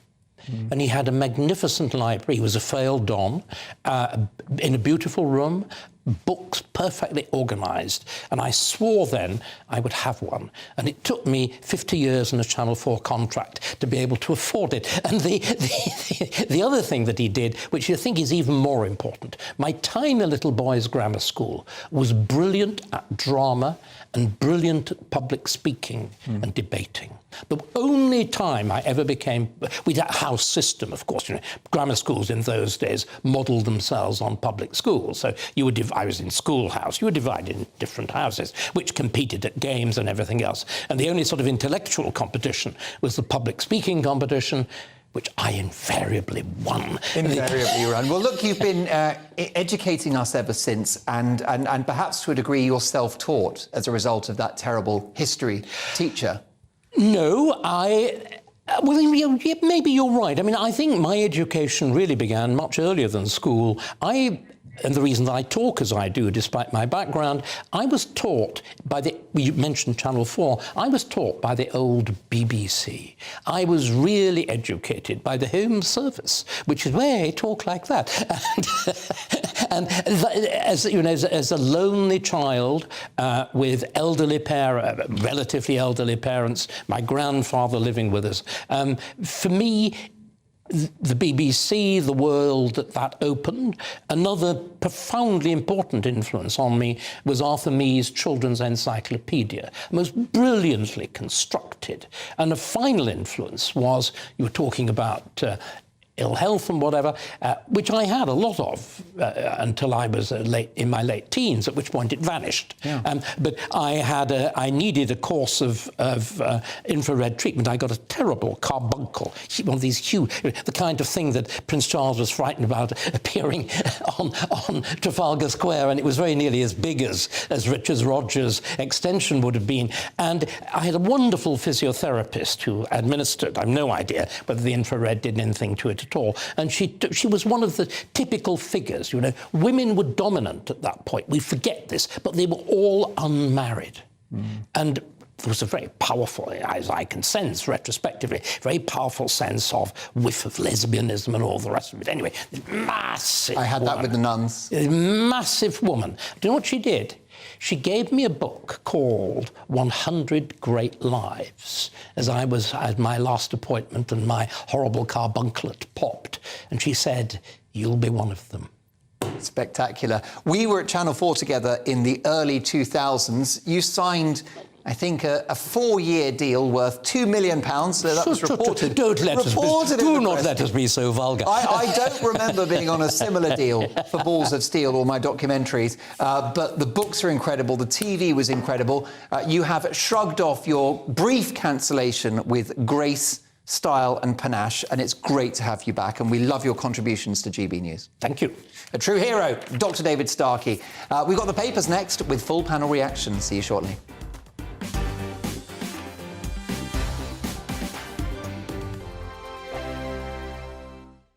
I'm Simon Evans. Join me on GB News for Headliners at 11 p.m. What's the scoop? I'll be joined by 2 of the country's top comedians. That's right. As we take a look at tomorrow's newspapers tonight. We're going to get into trouble. If it's a big story, we'll be covering it. Spill some tea on him. There we go. But we'll also have some fun. I wouldn't stick up a bank. My father didn't love me. So anyway. Headliners every night from 11 on GB News, the People's Channel, Britain's news channel. Monday to Thursday on GB News, it's Bev Turner Today from 10 a.m. We're going to be here for you, our GB News family, to keep you up to date, but also make you smile. The guy went from puberty to adultery. And I can't wait to bring a few of my own opinions. I have no time for cultural totalitarianism. We'll engage in passionate, but always polite debate, with your thoughts and opinions at the centre of it all. Only on GB News, the People's Channel, Britain's news channel. I'm Mark White. As GB News Home and Security Editor, I cover those key issues that are so important to you. Our authorities, our communities doing all they can to combat violent crime. With the public services under unbearable strain, why are we still failing to control our borders? Defence, the first priority of any government, has been continually hollowed out. Can we trust our politicians to protect the armed forces? Join me, Mark White, on GB News. We are GB News, and we'd like to say thank you to each and every one of you for bringing us your conversations, for helping our great nation find its voice. We are here for you on radio, television, and online, across England, Scotland, Wales, and Northern Ireland. It's not the BBC, you know, you actually get your facts right. We are proud to be GB News, the People's Channel, Britain's news channel.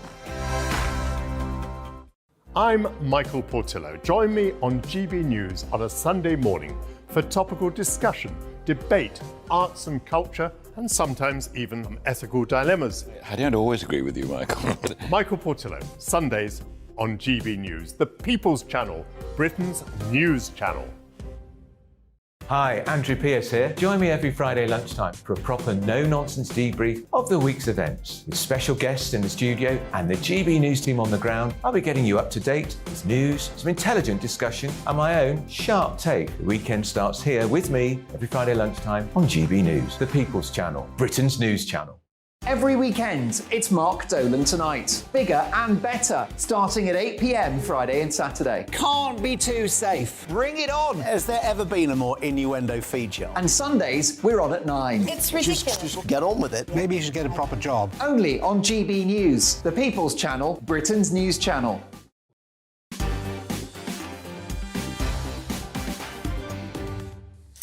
It's just gone 10:30. Let's do this.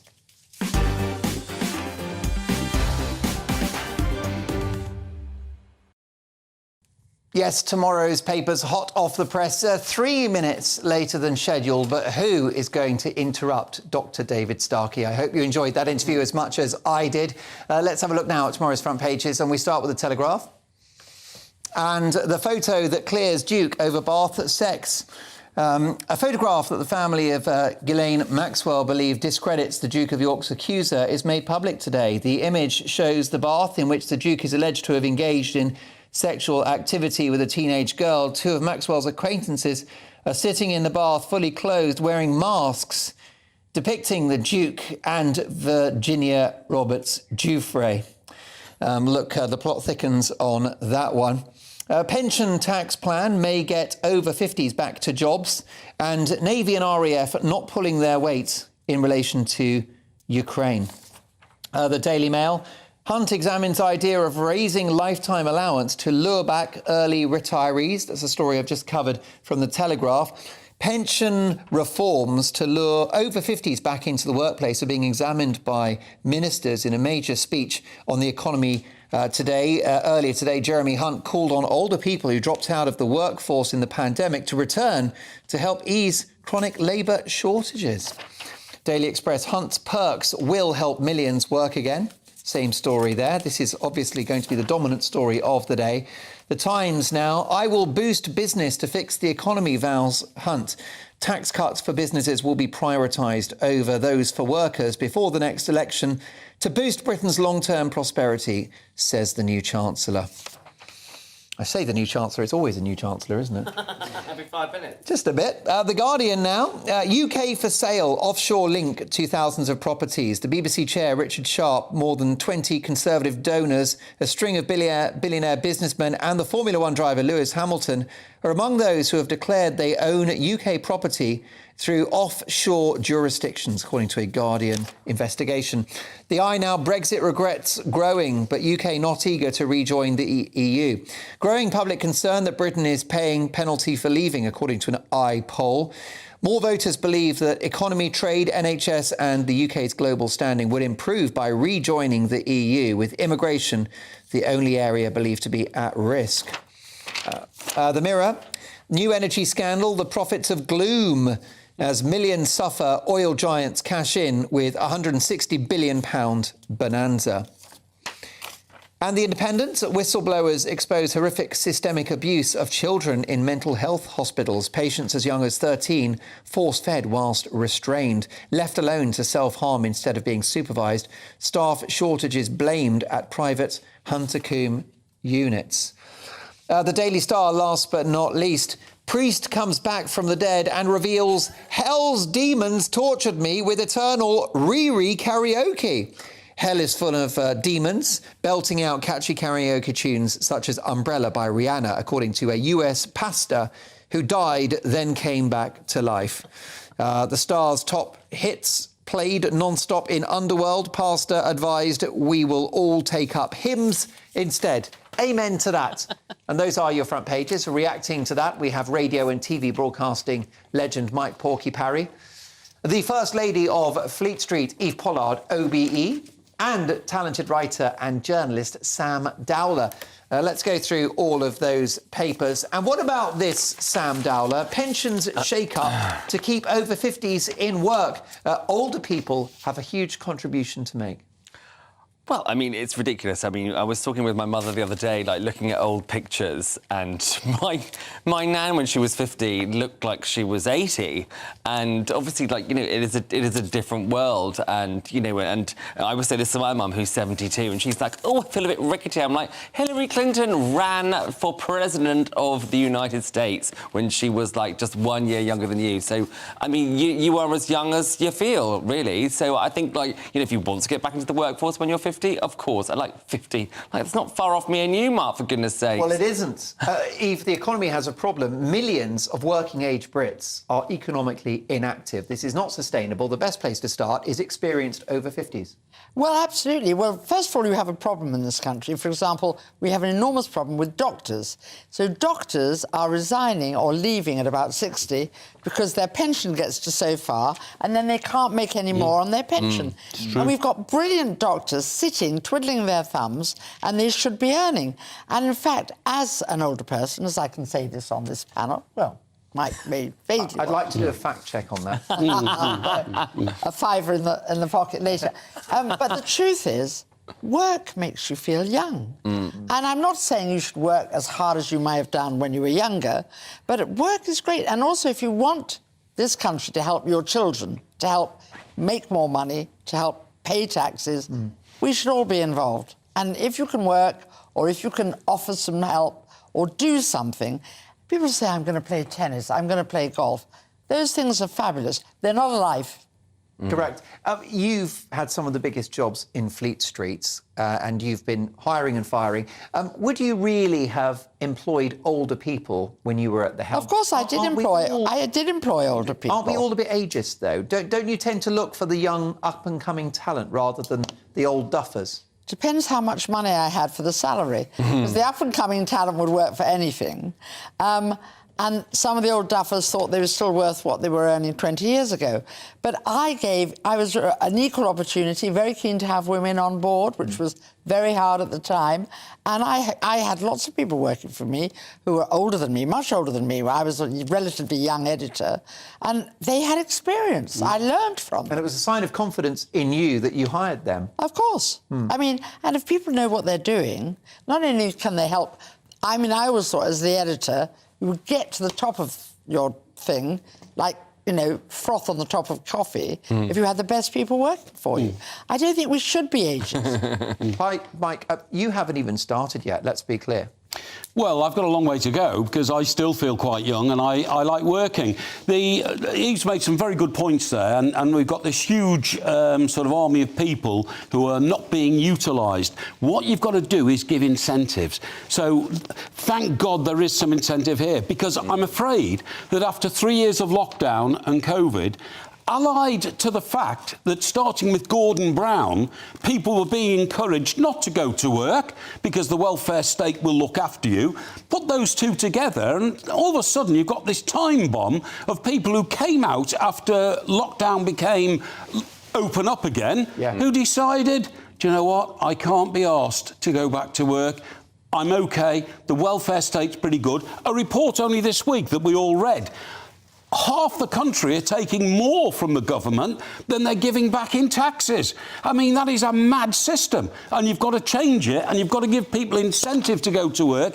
Eve's absolutely right. In our business, journalism, you did it largely because you loved it, and secondly, the higher up you got the ladder, the more money you got. But none of us ever wanted to stop. We were there 16 hours a day, 6 days a week, banging out the stories. But I think in business in general, I mean, like my father, he retired 50, like a golden handshake, because he was in insurance, and then he went to university. He studied to be a social worker, like, because it's people, especially in high-powered business, that stop that suddenly deteriorate, of course. So, like, you know, because if your mind is working, even if you're doing like 2 days a week, 3 days a week, like you said, not as much as you were doing before, but like keep your mind active and keep yourself relevant. Relevant and watch what young people watch. Yeah. You can learn from them as they can learn from you. You can pass on experience that you've learned yourself. It's madness to be ageist. I mean, people love their grandparents in the main. Learn so much to give.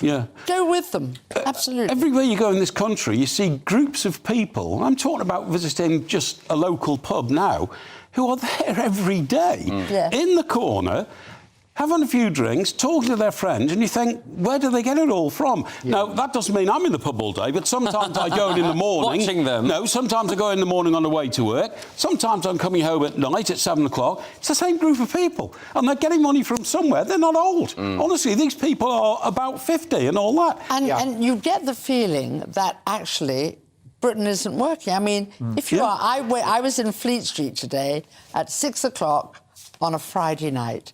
And Fleet Street used to... I mean, I know it's no longer the centre of the world's press. It was deserted. It was used to be bustling, but that's left from the pandemic. It's from people working from home, and that is but still incentive to work has gone, hasn't it? But also, with the older person, you can come in at 10, or you can work from home, or come in once a week and talk to us. Talk to us about what you know, because they will have learned things on their way up. Stunning revelations about the Duke of York. Is there a way back to public life for Prince Andrew? I'll be asking my panel. Plus, should divorcing couples get time off work to sort out their problems? And is it wrong to let your pets sleep in the bed? See you shortly.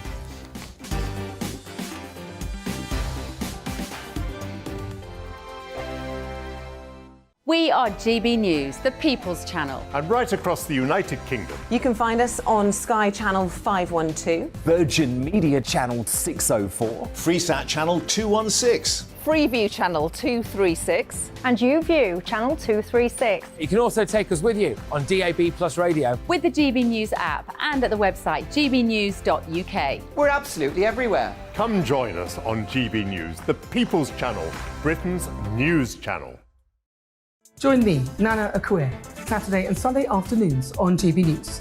Expect fiery debate and passionate discussion as me and my panel tackle some of the biggest topics hitting the headlines. It's a place for everyone's opinion. No one gets cancelled, but no one gets an easy ride. Oh, she's on it today! Be ready for conversations that are fierce, frank, and of course, fun. Every Saturday and Sunday afternoon from 4 p.m. on GB News, the People's Channel. Join my show Farage, 7 p.m. till 8 p.m. Monday through Thursday, and there you will get opinion, analysis, debate, and I'll cover stories that nobody else dares to touch. You've been cancelled. Join the club. Oh my goodness me! And then for the last 15 minutes, talking pints. We're over a drink. We have a civilised conversation with someone. We very often disagree, but we do it in a grown-up way. Come and join me on Farage. Hello there, it's Eamon Holmes here from Breakfast on GB News. We're not just on your television and your screens, you know. We're on DAB plus digital radio, so you can listen to your favourite shows on the move. If you've not yet listened to GB News Radio, it's very simple. We're on your radio player and tune-in apps, on your smart speaker, phone or tablet, or online at gbnews.uk. Take us with you wherever you go. GB News Radio. You never have to miss a moment of the People's Channel. Hi, Andrew Pierce here. Join me every Friday lunchtime for a proper no-nonsense debrief of the week's events. With special guests in the studio and the GB News team on the ground, I'll be getting you up to date with news, some intelligent discussion, and my own sharp take. The weekend starts here with me every Friday lunchtime on GB News, the People's Channel, Britain's news channel. Every weekend, it's Mark Dolan Tonight. Bigger and better, starting at 8 p.m. Friday and Saturday. Can't be too safe. Bring it on. Has there ever been a more innuendo feature? And Sundays, we're on at 9. It's ridiculous. Just get on with it. Maybe you should get a proper job. Only on GB News, the People's Channel, Britain's news channel. We are GB News, the People's Channel. Why not take us home with you by visiting the GB News shop at gbnews.store. You'll find all the official merchandise, a really good present actually for yourself, your friends or your family. We ship across the UK mainland at no extra cost. GB News, the People's Channel.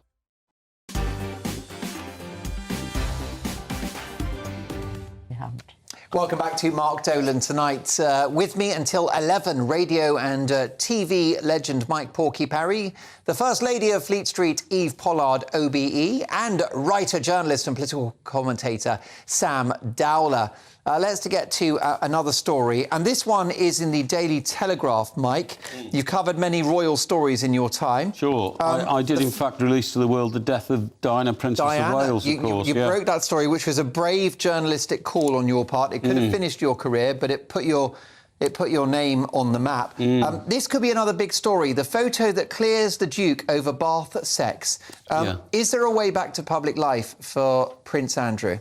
Well, just to explain to your millions of viewers, this is a... Have we shown this picture on the front of the I'll tell you Telegraph? what we're going to do. Holly just put it will... up there, look. You can hold that up. And what it shows is, it shows two people in a bath. Holly, if you could find that image of the front page. You crack on. One wearing a mask of Prince Andrew, the one wearing a mask of the lady that he was alleged to have assaulted, Virginia Giuffre, or Guffrey, whatever you call it. Now, the ins and outs of this about, you know, what activities you can get up to in a bath, I don't really want to get into, to be honest, because it's a bit of a sort of non-specific science, isn't it? Correct. But what I do want to say is, to get this story leading the Daily Telegraph, clearly, Prince Andrew has started employing people now to promote his case and present his case that he's never had in the past. I mean, this isn't the first story we've seen in the last 10 days in which all of a sudden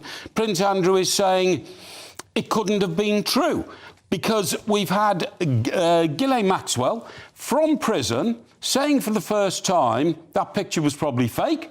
Talking about the picture of him and Ms. Guthrie, OK. Now we've got somebody coming out and saying what was alleged to have happened in this past couldn't possibly have happened. I think he must have a new team of PR people around him. The Telegraph would be the place you'd start. Well, the Telegraph has big connections, you know, within royal circles and within the establishment, and so I think that there's something going on behind the scenes here which is very pro-Andrew. I don't think there's any way back for Andrew, really. I think, you know, the stench is too great. Well, I agree with that, but what I'm saying is we haven't seen this sort of fight back in the past. Will it work, Paul Parry? Will it work? No. You know how the media operates. I agree entirely with Sam. Will he turn the tide with this kind of PR? I think the die is cast now with Andrew. There will be a, you know, there might be a softening. For example, I mean, I was at the pub over the road here, and, you know, it said, you know, written on the wall, Prince Andrew is a nonce, and I don't think that at any point he was a paedophile or anything such a thing. I think he was stupid. I think he was in the wrong place at the wrong time. I think that he is, you know, he's a victim of being, you know, living in a bubble. I don't think he's, you know, any of the terrible things that people say. But you know, but at the same time, as I just said, the stench is too stinky. Okay. There's no way back. The die, like, you know, give the die is cast. The die is cast, says Sam Dowler. Apologies to anyone offended by that word. We apologise for that. Now, let's crack on and let's get to some other big stories from the papers. People going through a divorce could soon be granted time off work under a new scheme. The Positive Parenting Alliance will allow employers to change human resources policies to declare separation is similar to family death or serious illness. Asda, Tesco and NatWest are among companies supporting the scheme, which was introduced at an event in Parliament yesterday. This according to the Times newspaper. So should divorcing couples get time off work? Is this country stopping work? I mean, when did you start? Engagement, let's have a couple of weeks off for an engagement. I mean, it's quite right that people can have time off work when a baby's born. Baby is a lot of extra work. Most fathers would like to skedaddle out of the house, and many wives think it'll be easier without you, sunshine. Leave it to me. You'll be more used in 6 months' time when you can take them for a walk and do things. I think divorce, first of all, divorce takes a long time. So what are you going to give them? Months, weeks, years? The day of the divorce, so you can have a party? I mean, divorce is very complicated. I think having your mum and dad suddenly at home all day will probably make children feel stranger. I think there should be more advice about divorce. Eve, can I say also as well, you ran 2 newspapers in Fleet Street. Yeah. If everybody who was getting involved in divorce on your staff, you wouldn't have anybody turn up most days. But I mean, I'm not joking. And it's sad that... Actually, it's quite interesting. I watched The Next Generation. My generation got divorced. You watch The Next Generation, often the child... I mean, if you look at the things in newspapers about engagements, you see, you know, so-and-so is getting married to so-and-so, Mr. So-and-so lives in Clifton, and Mrs. So-and-so lives the other end of England. We were the generation that got divorced. I sense that the next generation, who suffered from that, let's be honest, won't get divorced. Well, I would say I was the next generation. Because they probably won't get married. I would say I was the next generation, and I think it's a great idea because at the end of the day, you've got to go in and sign papers. You've got mediation, which can only be done during work hours. Yeah, but for months and months. Yes, but no, I'm not saying for months. I'm not saying for months and months. I'm saying like give somebody maybe like a week's grace and say like, you know, like use a day. Like, and basically, it's the only people who make money from divorces are the solicitors. And would you want the employers? Would you want the employers to keep paying? You're giving a 3-day week. So we'll go down to a 2-day week. They're giving them maybe 5 days where them and their partner can come together and mediate or and the sign employers things pay them. And then come the together. Employers pay them when they're not in, when they're not coming to work because they've messed up their personal and domestic life. You can't punish people for messing up their personal life. You go and get your divorce sorted out. To court if it's being heard exactly. in court. That's a day. Yes. Yeah. A few hours. So 5 days in total, Not but a few for different problems. And then they can go in on a Monday and Friday when nobody else is in. I mean, it's madness. Blimey, well, I think my panel are about to get divorced on this issue. Last but not least, news out this last 24 hours. An influencer from California has revealed that she's taught her pet pig to speak. Amazing. You thought this was a pigment of your imagination. She's also admitted to letting her pig sleep next to her and even cuddles with them at night. Well, it begs the question whether it's a pig, a cat or a dog. Is it wrong to let your pets sleep in the bed, or is it pawsome? What do we think? Well, you know when I said every generation makes a terrible mistake. This may be it. Was it the cat or the dog? Oh, look, I know people who have their dogs sleeping with them. I think that's fine. It's up to them. I just think they'll probably discover in about 3 or 4 years' time that animals don't like sleeping with humans and it makes them very unhappy. No. But maybe they won't. I think people should do what makes them happy. End of. And for some people, I know people who like my mother has a dog, like it's our family dog, and she, you know, sometimes she'll sleep on the bed. Like it's comforting for somebody, and they're single on their own in a big drafty house. I agree. Then it's comforting. Have you ever had anything big and hairy in your bed? I'm not going to be drawn on that sort of question. Only himself. Because I feel that is a step too far.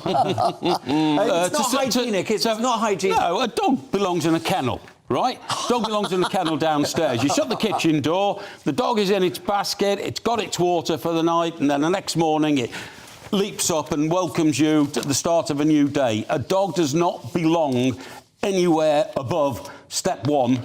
That is, on the staircase in a home. Amen to that. Well, look, thank you to my fantastic panel. We've been so excited about having them on the show, and we were rightly rewarded. Thanks to Eve and to Sam and to Mike. We're back tomorrow from 8 with the People's Hour, right through until 11 o'clock. But Headliners is next. See you tomorrow.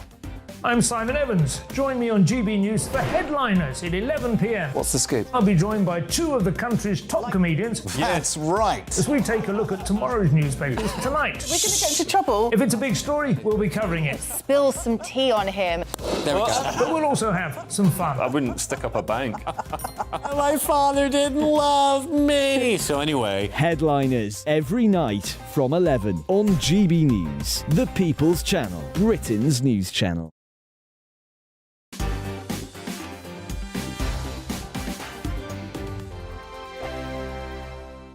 We are GB News, the People's Channel. And right across the United Kingdom. You can find us on Sky Channel 512.